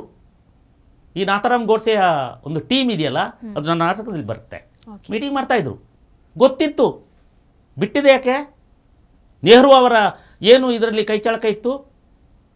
ನಾನು ಅದು ಮತ್ತೆ ಮಾತಾಡ್ತೀನಿ. ಹೇಳಕ್ಕೆ ಹೊರಟಿದ್ದು 1967ರಲ್ಲಿ ಇಂದಿರಾ ಗಾಂಧಿಯವರು ಈ ಲಾಲ್ ಬಹದ್ದೂರ್ ಶಾಸ್ತ್ರಿನ ಆಗ ವಿರೋಧ ಬಂದಾಗ ಹೇಗೋ ಮಾಡಿಬಿಟ್ರು. ಯಾಕೆಂದರೆ ಭಾಳ ಪ್ರಾಮಾಣಿಕನಾದ ಒಬ್ಬ ಕಾಂಗ್ರೆಸ್ಗಿದ್ದ, ಅವನನ್ನು ಮೂಲೆಗೆ ಸರಿಸೋದು ಹೇಗೆ? ಇತಿಹಾಸ ಒಪ್ಪೋದಿಲ್ಲ, ಪ್ರಪಂಚ ನೋಡ್ತಾ ಇದೆ. ಅವರನ್ನು ಮಾಡಿದರು. 1.5 ವರ್ಷದಲ್ಲಿ ಅವರಿಗೆ ಒಂದು ಗತಿಯನ್ನು ಕಾಣಿಸಿದರು. ಇವತ್ತಿಗೂ ಲಾಲ್ ಬಹದ್ದೂರ್ ಶಾಸ್ತ್ರಿಯ ಸಾವಿನ ಬಗ್ಗೆ ತನಿಖೆ ಆಗಲಿಲ್ಲ. ಅವರ ಹೆಂಡತಿ ಹೇಳಿದರು ಕೂಡ. ಕನ್ನಡಕದ ಇದರೊಳಗೆ ಬರೆದಿಟ್ಟಿದ್ದ ಲಾಲ್ ಬಹದ್ದೂರ್ ಶಾಸ್ತ್ರಿ ತನ್ನ ಸಾವು ಹೇಗೆ ಆಗಿದೆ ಅಂತ. ನನಗೇನೋ ಕುಡಿಯೋಕ್ಕೆ ಕೊಡ್ತಾ ಇದ್ದಾರೆ, ಇಲ್ಲಿ ಬಲಾತ್ಕಾರವಾಗಿ ಕುಡಿಸ್ತಾ ಇದ್ದಾರೆ, ನಾನು ಕುಡಿದ ಮೇಲೆ ಅದೇನೋ ಕಾಣಿಸ್ಕೊಂಡಿದೆ ಅಂತೇಳಿ ಅವರು ಇದರ ಒಳಗೆ ಅಲ್ಲಿ ಏನು ಸಿಕ್ಕಿಲ್ಲ, ಇದರ ಕವರ್ನ ಒಳಗೆ ಬರೆದು ಬಿಡ್ತಾರೆ ಅವರು. ಇದು ಗೊತ್ತಿಲ್ಲ, ಇದು ಬಂತಲ್ಲ ಅವರ ಹೆಂಡತಿಗೆ ಸಿಕ್ಕಿ ಇದನ್ನು ಇಟ್ಟುಕೊಂಡು ಅವಳು ಪಾಪ ಲಾಲ್ ಬಹದ್ದೂರ್ ಶಾಸ್ತ್ರಿಯ ಪತ್ನಿ ಹೋರಾಟ ಮಾಡ್ತಾಳೆ, ವಿಫಲ ಆಗುತ್ತೆ. ಅಲ್ಲಿಂದ ಇಮಿಡಿಯೇಟ್ ಯಾರಾಗಿದ್ರು ಪ್ರಧಾನಮಂತ್ರಿ? ಇಂದಿರಾ ಗಾಂಧಿ, ಸಣ್ಣ ಹುಡುಗಿ. ಲಾಲ್ ಬಹದ್ದೂರ್ ಶಾಸ್ತ್ರಿಯ ಕ್ಯಾಬಿನೆಟಲ್ಲೂ ಮಂತ್ರಿಯಾಗಿ ಅವ್ರನ್ನ ಫೋರ್ಸಿಬಿಲಿ ತಗೊಂಡ್ರು. ಫೋರ್ಸಿಬಿಲಿ ಸಣ್ಣ ಹುಡುಗಿನ. ಮೊರಾರ್ಜಿ ದೇಸಾಯಿ ಎಲ್ಲ ಕೈ ಬಿಡ್ತು. ಮೊರಾರ್ಜಿ ದೇಸಾಯಿ ಕೊನೆಗೆ ಮೊರಾರ್ಜಿ ದೇಸಾಯಿಗೆ ಉಪ ಪ್ರಧಾನಿ ಅಂತ ಕೊಟ್ಟು ಅವರನ್ನು ನೀವು ಹಣಕಾಸು ಖಾತೆ ಕೊಡಲಿಲ್ಲ, ನೀವು ಉಪ ಪ್ರಧಾನಿ ಅಂತೇಳಿ ಈಗ ಬೋಂಗ್ ಬಿಡ್ತಾರಲ್ಲ, ಉಪ ಪ್ರಧಾನಿಗೆ ಏನಿರ್ತದೆ? ಈಗ ಇಲ್ಲಿ ಒಂದು DCM ಇದ್ದಾರಲ್ಲ, ಅವ್ರದ್ದು ಮುಖ ಕೂಡ ಇವತ್ತು ಕಾಣ್ತಾ ಇಲ್ಲ. ಕಾಣ್ತಾ ಇರೋದು ಪರೋಕ್ಷ DCM ಪ್ರಿಯಾಂಕಾ ಖರ್ಗೆ ಅಂತ ಹೇಳುವವ್ರದ್ದೇ. ಆಗ 1967ರಲ್ಲಿ ಯಾವಾಗ ಇವರನ್ನ ಪ್ರಧಾನಿ ಮಾಡಿದಾಯಿತೋ ಕಾಂಗ್ರೆಸ್ ಸ್ಪ್ಲಿಟ್ ಆಗುತ್ತೆ. ಮೊದಲ ಬಾರಿಗೆ ಕಾಂಗ್ರೆಸ್ ಇಬ್ಬಾಗ ಆಗುತ್ತೆ 1967ರಲ್ಲಿ. ಇಂದಿರಾ ಗಾಂಧಿಯ ಕಾಲದಲ್ಲಿ ಇಬ್ಬಾಗ ಆದಾಗ ಅವರಿಗೆ ಸಪೋರ್ಟ್ ಮೆಜಾರಿಟಿ ಕಡಿಮೆ ಇತ್ತು. ಆಗ ಕಮ್ಯುನಿಸ್ಟರು ಒಂದು ಅಷ್ಟು ಇದ್ದರು, ಅಥವಾ 12 ಎಷ್ಟಿದ್ರು. ಈ ವೆಸ್ಟ್ ಬೆಂಗಾಲಿಂದ ಬಂದವರು, ಕೇರಳದಿಂದ ಬಂದವರು ಎಲ್ಲ ಇದ್ದರು. ಅವರು ನಾವು ಸಪೋರ್ಟ್ ಕೊಡ್ತೀವಿ ಅಂತ ಈ ಕಮ್ಯುನಿಸ್ಟರು ಸಪೋರ್ಟ್ ಕೊಟ್ಟರು ಇಂದಿರಾ ಗಾಂಧಿ ಗೌರ್ಮೆಂಟಿಗೆ. ಆಗ ಅವ್ರು ಕೇಳಿದ್ದು, ನಮಗೇನು ಬೇಡ, ಶಿಕ್ಷಣ ಖಾತೆಯನ್ನು ಕೊಡಿ, ಒಂದು ಕೊಡಿ ಸಾಕು. ಯಾರು ಕೇಳಿದ್ದು? ಕಮ್ಯುನಿಸ್ಟರು ಕೇಳಿದ್ದು. ಆಗ ಶಿಕ್ಷಣ ಮಂತ್ರಿ ನೂರುಲ್ ಹಸನ್ ಕೊಟ್ಟರು. ಆಗ ನೋಡಿ ಬಂತು ಎಲ್ಲ ವಿಶ್ವವಿದ್ಯಾನಿಲಯಗಳಲ್ಲಿ, ಎಲ್ಲ ಶಾಲಾ ಕಾಲೇಜುಗಳಲ್ಲಿ ಅನರ್ಥಕ ಪಠ್ಯಗಳು. ಆಗ ಸ್ಥಾಪನೆಯಾಗಿದ್ದು 1000 ಏಕರ್ ಡೆಲ್ಲಿಯಲ್ಲಿ JNU, ಜವಾಹರ್ಲಾಲ್ ನೆಹರು ಯೂನಿವರ್ಸಿಟಿ ಅಂತ ಈಗಿದೆಯಲ್ಲ, ನಮಗೆ ಮಾರಕವಾಗಿದೆಯಲ್ಲ, ಭಾರತದ ಸಾರ್ವಭೌಮತ್ವಕ್ಕೆ ಮಾರಕ ಆಗಿದೆಯಲ್ಲ, ಕಸಬಿಗೆ ಆಜಾದಿ ಅಂತ ಜಿರಳೆಗಳಿದ್ದಾರಲ್ಲ, ಜಿರಳೆಗಳ ತವರು ಮನೆ ಅದು JNU. 1000 ಏಕರೆ ಅವರಿಗೆ ನೆಹರುವಿನ ಹೆಸರಲ್ಲಿ ಸ್ಥಾಪನೆ ಆಯಿತು. ಅಲ್ಲಿಂದ ಈ ಪಠ್ಯಗಳೆಲ್ಲ ಹೀಗೆ. ಅಂದರೆ ಇದಕ್ಕೆಲ್ಲ ಹೇಗೆ ಕಾರಣ ಆಯಿತು? ಮೂಲ ಆ ಗಾಂಧಿ ಹೆಸರೇ ಕೊನೆಗೂ. ಅಂದ್ರೆ ಇವತ್ತು ಆಗ್ತಾ ಇರುವಂತ ಈ ಒಂದು ಸಮಸ್ಯೆಗೆ ಮೂಲ ಕಾರಣ ಗಾಂಧಿ ಅಂತ. ಈಗಲೂ ಸಮಸ್ಯೆಗೆ ಮೂಲ ಕಾರಣ ಅವರೇ ಆಗ್ತಾರೆ. ನಾವು ಇತಿಹಾಸ ಏನ್ ನಮಗೆ ತಪ್ಪಾಗಿ ತಿಳಿಸ್ತಾ ಬಂದ್ರು, ಅದಕ್ಕೂ ಮೂಲ ಕಾರಣ ಗಾಂಧಿ ಅಂತಾನೆ ಹೇಳ್ತೀರಾ? ಹೌದು. ನೋಡಿ ಹೇಗೆ ಹೇಳ್ತಾರೆ. ನಾನು ಒಂದು ಮಾತು ಹೇಳ್ತೇನೆ, ನಾನು ಇಲ್ಲಿ ಎಲ್ಲೋ ಇದೆ ನೋಡಿ. ಗೋಡ್ಸೆ ಇವರನ್ನ ಹತ್ಯೆ ಮಾಡಿದ್ರು, ಇವರು ಸತ್ತೋದ ನಂತರ 1956ರಲ್ಲಿ 1964ರಲ್ಲಿ ನೆಹರು ತೀರ್ಕೊಂಡಿದ್ದು. 62 ಚೈನಾ ವಾರಿನ 2 ವರ್ಷದ ನಂತರ ಅವ್ರು ತೀರ್ಕೊಳ್ತಾರೆ ನೆಹರು. 1956ರಲ್ಲಿ ಕೆನಡಾದ ವಿದೇಶಾಂಗ ಮಂತ್ರಿ ಲೆಸ್ಟರ್ ಫಿಯರ್ಸನ್ ಅಂತೇಳುವವರು ಭಾರತಕ್ಕೆ ಬರ್ತಾರೆ. ಭಾರತಕ್ಕೆ ಬಂದು ನೆಹರು ಅವ್ರನ್ನ ಭೇಟಿ ಆಗ್ತಾರೆ. ಈ ಥರ ಭೇಟಿಯಾಗಿಲ್ಲ, ಗಾಂಧಿ ಬಗ್ಗೆ ಕೇಳ್ತಾರೆ. ಗಾಂಧಿ ಬಗ್ಗೆ ಒಂದೇ ವಾಕ್ಯದಲ್ಲಿ ಏನು ಹೇಳ್ತೀರಿ ಅಂತ ಹೇಳಿದಾಗ, ಈ ಜವಾಹರ್ಲಾಲ್ ನೆಹರು ಈ ಮಹಾತ್ಮ ಗಾಂಧೀಜಿಯವರ ಮಾನಸ ಪುತ್ರ ಜವಾಹರ್ಲಾಲ್ ಹೇಳಿದ್ದು, ಆ್ಯನ್ ಓಫುಲ್ ಓಲ್ಡ್ ಹಿಪೋಕ್ರೆಟಿಕ್. ನೆಹರು ಹೇಳಿದ್ದು. ಅಂದರೆ ಗಾಂಧೀಜಿಯಿಂದ 7 ಜನ್ಮಕ್ಕೆ ಆಗುವಷ್ಟು ಲಾಭ ಪಡೆದಿರುವ, ತನ್ನ ವಂಶವೇ ಇನ್ನು ಮುಂದೆ ಈ ದೇಶವನ್ನು ಆಳ್ತಾ ಇರಬೇಕು ಅಂತ ಅಡಿಪಾಯ ಹಾಕಿರುವ, ಗಾಂಧಿಯ ಸಾವಿನಿಂದ ಲಾಭ ಪಡೆದುಕೊಂಡ, ಗೋಡ್ಸೆಗೆ ಲಾಭ ಆಗಿದ್ದಲ್ಲ, ಆಗಿನ ಜನಸಂಘಕ್ಕೆ ಲಾಭ ಆಗಿಲ್ಲ, ಹಿಂದೂ ಮಹಾಸಭಾ ಆಗಿಲ್ಲ, RSSಗೆ ಲಾಭ ಆಗಿಲ್ಲ. ಲಾಭ ಆಗಿದೆ ಯಾರಿಗೆ? ಜವಾಹರ್ಲಾಲ್ ನೆಹರುಗೆ, ಗಾಂಧಿಯ ಹತ್ಯೆಯಿಂದ. ಈತ ಹೇಳಿದ್ದು ಏನು ಓಫುಲ್ ಹಿಪೋಕ್ರೆಟಿಕ್ ಅಂತ. ಅದು ವಿದೇಶಾಂಗ ಮಂತ್ರಿಗೆ ಹೇಳಿದ್ದು. ಅಂದರೆ ಇವರ ಭಾವಗಳು ಹೇಗಿದ್ದವು. ಇವರು ಉಪಯೋಗಿಸ್ತಿದ್ರ ಗಾಂಧೀಜಿಯನ್ನು, ಟೂಲಾಗಿ ಉಪಯೋಗಿಸ್ತಿದ್ರ. ಆಗ ಸಮಿತಿಗಳಿದ್ವಲ್ಲ ಭಾರತದಲ್ಲಿ, ಪ್ರಾಂತೀಯ ಮಟ್ಟದಿಂದ ಒಬ್ಬ ಪ್ರತಿನಿಧಿ ಕಾಂಗ್ರೆಸ್ಸಿಗೆ ಬರ್ತಾರೆ. 15 ಪ್ರಾಂತ್ಯಗಳಿಂದ ಈ ಕಾಂಗ್ರೆಸ್ಸಿಗೆ ಬರ್ತಾರೆ. 15 ಪ್ರಾಂತ್ಯಗಳಿಂದ ಕಾಂಗ್ರೆಸ್ಗೆ ಬಂದಾಗ ಆ 15 ಜನ ವೋಟ್ ಹಾಕ್ತಾರೆ. ಆ ಪ್ರಾಂತ್ಯಗಳ ಸದಸ್ಯರು ತನ್ನ ಪಕ್ಷದ ಅಧ್ಯಕ್ಷ ಯಾರಾಗಬೇಕು ಅಂತ, ನ್ಯಾಷನಲ್ ಕಾಂಗ್ರೆಸ್ಸಿಗೆ ಯಾರು ಅಧ್ಯಕ್ಷ ಆಗಬೇಕು ಅಂತ. ಈ 15 ಜನರಲ್ಲಿ ಮೊದಲು ಒಂದು ಪ್ರಾಂತ್ಯದಿಂದ ಇವರು ಆಯ್ಕೆಯಾಗಿ ಬಂದಿರಬೇಕು, ಅಲ್ಲಿಂದೇ ಸ್ಪರ್ಧೆ ಮಾಡೋಕ್ಕಾಗೋದು. ಹಾಗೆ ನೆಹರು, ಸರ್ದಾರ್ ವಲ್ಲಭಭಾಯ್ ಪಟೇಲ್, ಕೃಪಲಾನಿ 3 ಜನ ಸ್ಪರ್ಧೆ ಮಾಡ್ತಾರೆ. ಕೃಪಲಾನಿಯೂ ಸ್ಪರ್ಧೆ ಮಾಡಿದ್ದ, ಇದು ಇತಿಹಾಸದಲ್ಲಿ ಎಲ್ಲೂ ಹೇಳೋದಿಲ್ಲ. ಬರೀ ಪಟೇಲ್ ನೆಹರು ಅಂತ ಹೇಳ್ತಾರೆ. ಕೃಪಲಾನಿ ಕೂಡ ಮಾಡಿದ್ದ. ಕೃಪಲಾನಿಗೆ 1 ಓಟು ಅವಂದೇ, ನೆಹರುಗೆ 2, ಅವ್ರದ್ದು ಮತ್ತು ಅವ್ರದ್ದು ಚೇಲಂದು. ಸರ್ದಾರ್ ವಲ್ಲಭಭಾಯ್ ಪಟೇಲ್ 12 ಓಟ್ ಬಂತು. ಓಟ್ ಚೋರಿ ಯಾವಾಗಲೇ ಆಯಿತು. ಓಟು ಚೋರಿಯ ಏನೋ ಆಯಿತು. ಅದು ಎಲ್ಲ ಸೆಕೆಂಡ್ ಮಾಡಿದರು, ಅವನಿಗೆ ಹೂಮಾಲೆ ಹಾಕಿದರು, ಕಂಗ್ರ್ಯಾಚುಲೇಷನ್ ಅಂತ ನೆಹರು ತಬ್ಬಿಕೊಂಡ್ರು ಅವರನ್ನು. ಮೊದಲು ಹೂವಿನ ಹಾರ ಹಾಕಿದ್ದೇ ಜವಾಹರ್ಲಾಲ್ ನೆಹರು. ನೀವು ಆಗಲೇ ನೀವು ಭಾಳ ದೃಢ ಚಿತ್ತದ ಮನಸ್ಸಿನವರು, ನೀವು ನಮ್ಮ ಪಕ್ಷವನ್ನು ಮುನ್ನಡೆಸಬಲ್ಲಿರಿ ಅಂತ ಹೇಳಿದ್ರು.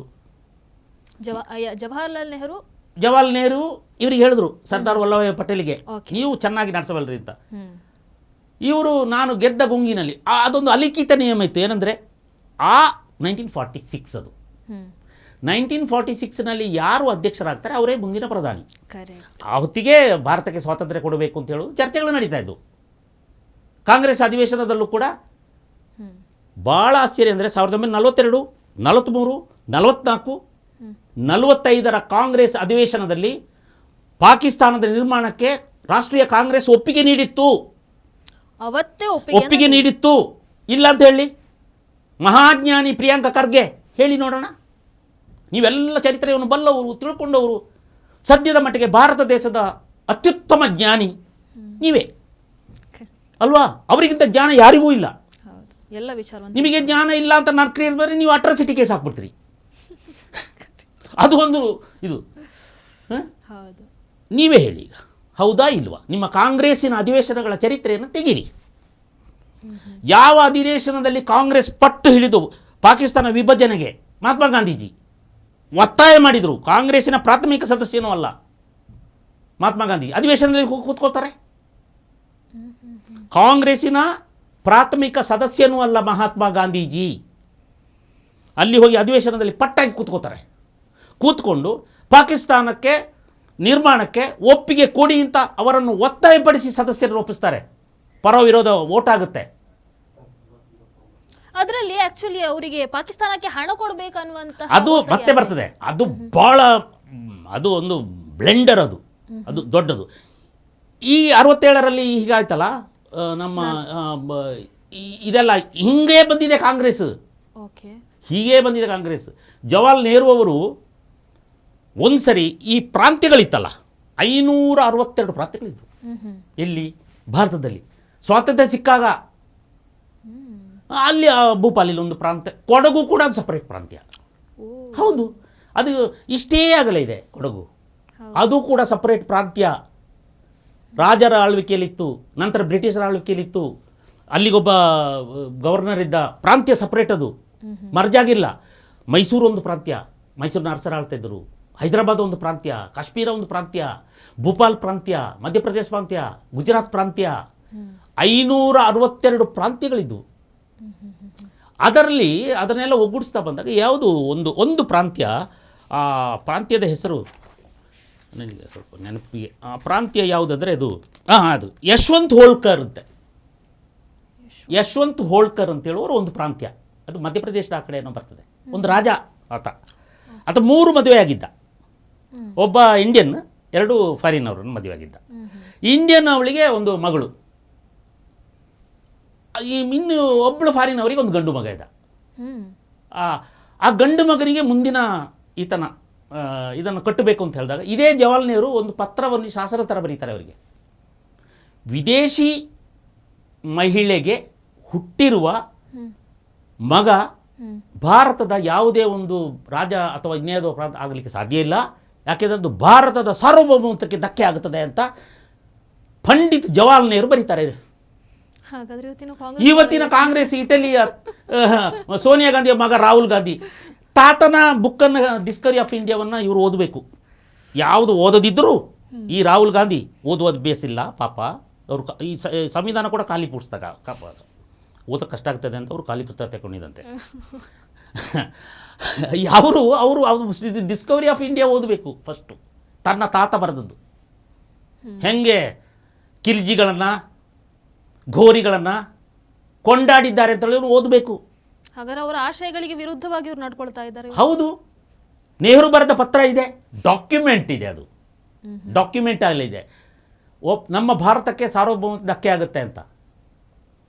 ಪ್ರಿಯಾಂಕಾ ಖರ್ಗೆ ಅವರು ನೀವು ಸ್ವಲ್ಪ ಓದಿ ಡಿಸ್ಕವರಿ ಆಫ್ ಇಂಡಿಯಾ, ಚೆನ್ನಾಗಿರ್ತದೆ, ಅದು ಪುಸ್ತಕ ಚೆನ್ನಾಗಿದೆ.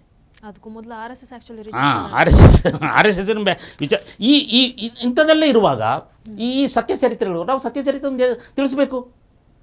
ನೀವು ಪಠ್ಯದಲ್ಲಿ ಹೇಳಿರುವ ಸುಳ್ಳುಗಳನ್ನು ನಮ್ಮ ಮಕ್ಕಳಿಗೆ ಓದಿಸ್ತಾ ನಮ್ಮ ಮಕ್ಕಳನ್ನು ನರಹೀನರಾಗಿ ಮಾಡುತ್ತಾ ವೀರರು ಶೂರರು ಹುಟ್ಟಿರುವ ಈ ನಾಡಿನಲ್ಲಿ ಉತ್ಕೃಷ್ಟವಾದ ಹಿಂದೂ ಸಾಮ್ರಾಜ್ಯವನ್ನು ಕಟ್ಟಿರುವ ಈ ಭವ್ಯ ಭಾರತದಲ್ಲಿ ಭಾರತ ಹಿಂದೂ ರಾಷ್ಟ್ರ ಆಗಲಿಕ್ಕೆ ಬಿಡೋದಿಲ್ಲ ಅಂತ ಸಿದ್ದರಾಮಯ್ಯ ಹೇಳ್ತಾರೆ. ನೀವ್ಯಾಕೆ ಬಿಡಿದ್ರಿ? ಹಿಂದೂ ರಾಷ್ಟ್ರನೇ ಇದು. ನೀವು ಬಿಡೋದೇನು ಅಲ್ಲಿದ್ದ? ನಾವು ಮಾಡ್ಕೊಳ್ಳೋದೇನು? ಹಿಂದೂಗಳು ಹೆಚ್ಚಿರುವ ಈ ರಾಷ್ಟ್ರ ಹಿಂದೂ ರಾಷ್ಟ್ರವೇ, ಕ್ರಿಶ್ಚಿಯನರು ಹೆಚ್ಚಿರುವ ರಾಷ್ಟ್ರಗಳು ಕ್ರಿಶ್ಚಿಯನ್ ರಾಷ್ಟ್ರವೇ, ಮುಸಲ್ಮಾನರು ಹೆಚ್ಚಿರುವ ರಾಷ್ಟ್ರಗಳು ಮುಸಲ್ಮಾನ ರಾಷ್ಟ್ರವೇ, ಪಾಕಿಸ್ತಾನ ಇಸ್ಲಾಂ ರಾಷ್ಟ್ರವೇ. ಅದರಲ್ಲಿ ನೀವೇನು ಹೇಳಕ್ಕಿರೋದು? ಹಾಗಾಗಿ ನಾವು ಚರಿತ್ರೆಯ ಸತ್ಯಗಳನ್ನು ಹೇಳುವಾಗ ನನಗೆ ಯಾವುದೇ ಭಯ ಇಲ್ಲ, ಯಾವುದೇ ಮುಜುಗರ. ಯಾಕೆಂದರೆ ನನ್ನ ಆತ್ಮಸಾಕ್ಷಿ ಗಟ್ಟಿಯಾಗಿದೆ. ನಾನು ಹೇಳುತ್ತಿರುವುದನ್ನು ನಾನು ಓದಿಕೊಂಡೇ ಬರೆಯೋಕ್ಕೆ ಹೋಗ್ತೇನೆ. ಕಟ್ಟುಕತೆಗಳನ್ನು, ಚಂದಮಾಮ ಕಥೆಗಳನ್ನು ಬರೆಯಲಿಕ್ಕೆ ಹೋಗ್ತಾ ಇಲ್ಲ ನಾವು. ನೀವು ದಾಖಲೆಗಳ ಹೌದು, ದಾಖಲೆಗಳು. ಈಗ ಗಾಂಧಿ ಹತ್ಯೆ ಸತ್ಯ ನಾಟಕಕ್ಕೂ ನಾನು 47 ಪುಸ್ತಕಗಳನ್ನು ಅಧ್ಯಯನ ಮಾಡಿದ್ದೇನೆ. ಸುಮಾರು 1 ವರ್ಷದಿಂದಲೇ ಅಧ್ಯಯನ ಮಾಡ್ಕೊಂಡು ಬರ್ತೇನೆ. ಮುಂದಿನ ನಾಟಕ ಯಾವುದು ಅಂತೇಳಿ ನನ್ನ ತಲೆಯಲ್ಲಿ ಒಂದು ವಿಷಯ ಸಬ್ಜೆಕ್ಟ್ ಬಂದಾಗ ಅದಕ್ಕೆ ಪೂರಕವಾದ ಪುಸ್ತಕಗಳನ್ನು ನಾನು ಹೊಂದಿಸ್ಕೊಂಡೇ ಹೋಗ್ತೇನೆ. ಈ ನಾಟಕಕ್ಕೆ ಗೋಡ್ಸೆಯವರ ಪುಸ್ತಕಗಳಿಂದ ಹಿಡಿದು, ಗೋಡ್ಸೆಯವರು ಅವರ ಕೋರ್ಟ್ ಡಾಕ್ಯುಮೆಂಟ್ಸನ್ನು ಅವರ ತಮ್ಮ ಗೋಪಾಲ್ ಗೋಡ್ಸೆ ಅವರು ಪುಸ್ತಕ ರೂಪದಲ್ಲಿ ನಾನೇಕೆ ಗಾಂಧಿಯನ್ನು ವಧೆ ಮಾಡಿದೆ ಬರೆದಿದ್ದಾರೆ. ಅದಲ್ಲದೆ ಅನೇಕ ಪುಸ್ತಕಗಳು. ಅದರಲ್ಲಿ ಕಾರ್ನಾಡ್ ಎಲ್ಟಿಸ್ ಅಂತ ಹೇಳುವ ಒಬ್ಬ ಲೇಖಕ, ಬೆಲ್ಜಿಯಂ ದೇಶದ ಲೇಖಕ, ಡಾಕ್ಟರ್. ಅವರಿಗೆ ಡಾಕ್ಟರೇಟ್ ಸಿಕ್ಕಿದ್ದು ಭಾರತದಲ್ಲಿ ಹಿಂದೂ ಧರ್ಮದ ಒಂದು ಉನ್ನತಿ ಅವನತಿಗಳ ಬಗ್ಗೆ ಒಂದು ವಿಶ್ಲೇಷಣಾತ್ಮಕ ಒಂದು ಪ್ರಬಂಧ ಬರೀತಾರೆ. ಅದಕ್ಕೆ ಡಾಕ್ಟರೇಟ್ ಸಿಕ್ಕಿದ್ದು ಅವರಿಗೆ.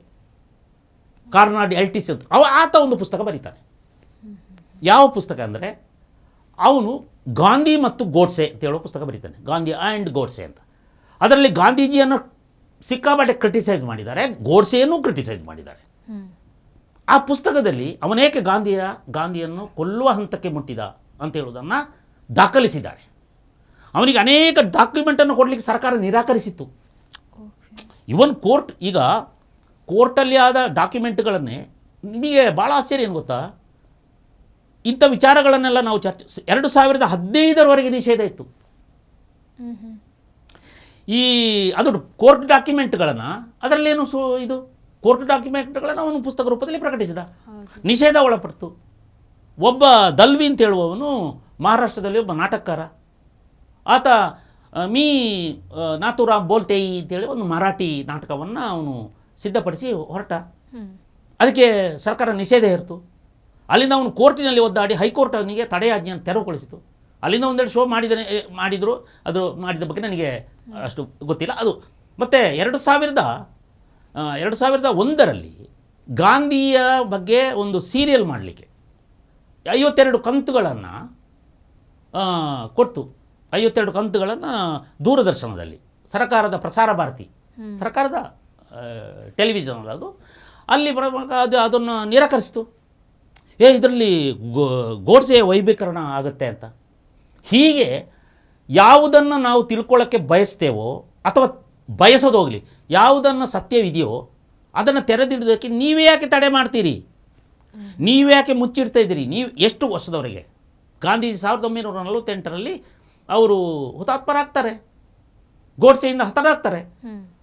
48ರಿಂದ 2000 ಇಲ್ಲಿಯವರೆಗೆ ನೀವು ಭಯೋತ್ಪಾದಕ, ಹಾಗೆ ದೇಶದ್ರೋಹಿ ಹಿಂಗೆ ಹೇಳ್ತೀರಿ. ಯಾವ ಗುಂಡು ಹೊಡೆದ ಕಾರಣಕ್ಕೆ ಭಯೋತ್ಪಾದಕ ಹೇಗಾಗ್ತಾರೆ? ಭಗತ್ ಸಿಂಗ್ ಭಯೋತ್ಪಾದಕನ ಅಥವಾ ನಮ್ಮ ಕ್ರಾಂತಿಕಾರಿಗಳೆಲ್ಲ ಭಯೋತ್ಪಾದಕರ? ಅವನು ಹೇಳ್ತಾನೆ ನನಗೆ ನೇಷನ್ ಫಸ್ಟ್ ಅಂತ, ಮದುವೆ ಆಗಿರಲಿಲ್ಲ ಅವನು. ಅವನ ವಿಚಾರ ಮಾತಾಡಿದ್ರೆ ದಿನಡಿ ಮಾತಾಡಬೇಕು. ಈಗ ಹಾಗಾದ್ರೆ ನೀವು ಮಹಾತ್ಮ ಗಾಂಧಿ ಅವರ ಹತ್ಯೆಯನ್ನು ಮಾಡಿದಂತಹ ನಾಥೂರಾಮ್ ಗೋಡ್ಸೆ ಅವರನ್ನ ಸಮರ್ಥಿಸಿಕೊಳ್ತೀರಾ? ಯಾಕಂದ್ರೆ ಮೊನ್ನೆಷ್ಟೇ ಬಿ ಕೆ ಹರಿಪ್ರಸಾದ್ ಇಲ್ಲ, ನಾನು ಹೇಗೆ ಅಂದರೆ ನನ್ನ ವಿಚಾರಗಳು ಎರಡಿದೆ. ಓಕೆ, ಬಿ ಕೆ ಹರಿಪ್ರಸಾದ್ ಅವರು ಹೇಳಿದ, ಬಿ ಕೆ ಹರಿಪ್ರಸಾದ್ ಪೂರ್ವಾಶ್ರಮ ಯಾವುದು?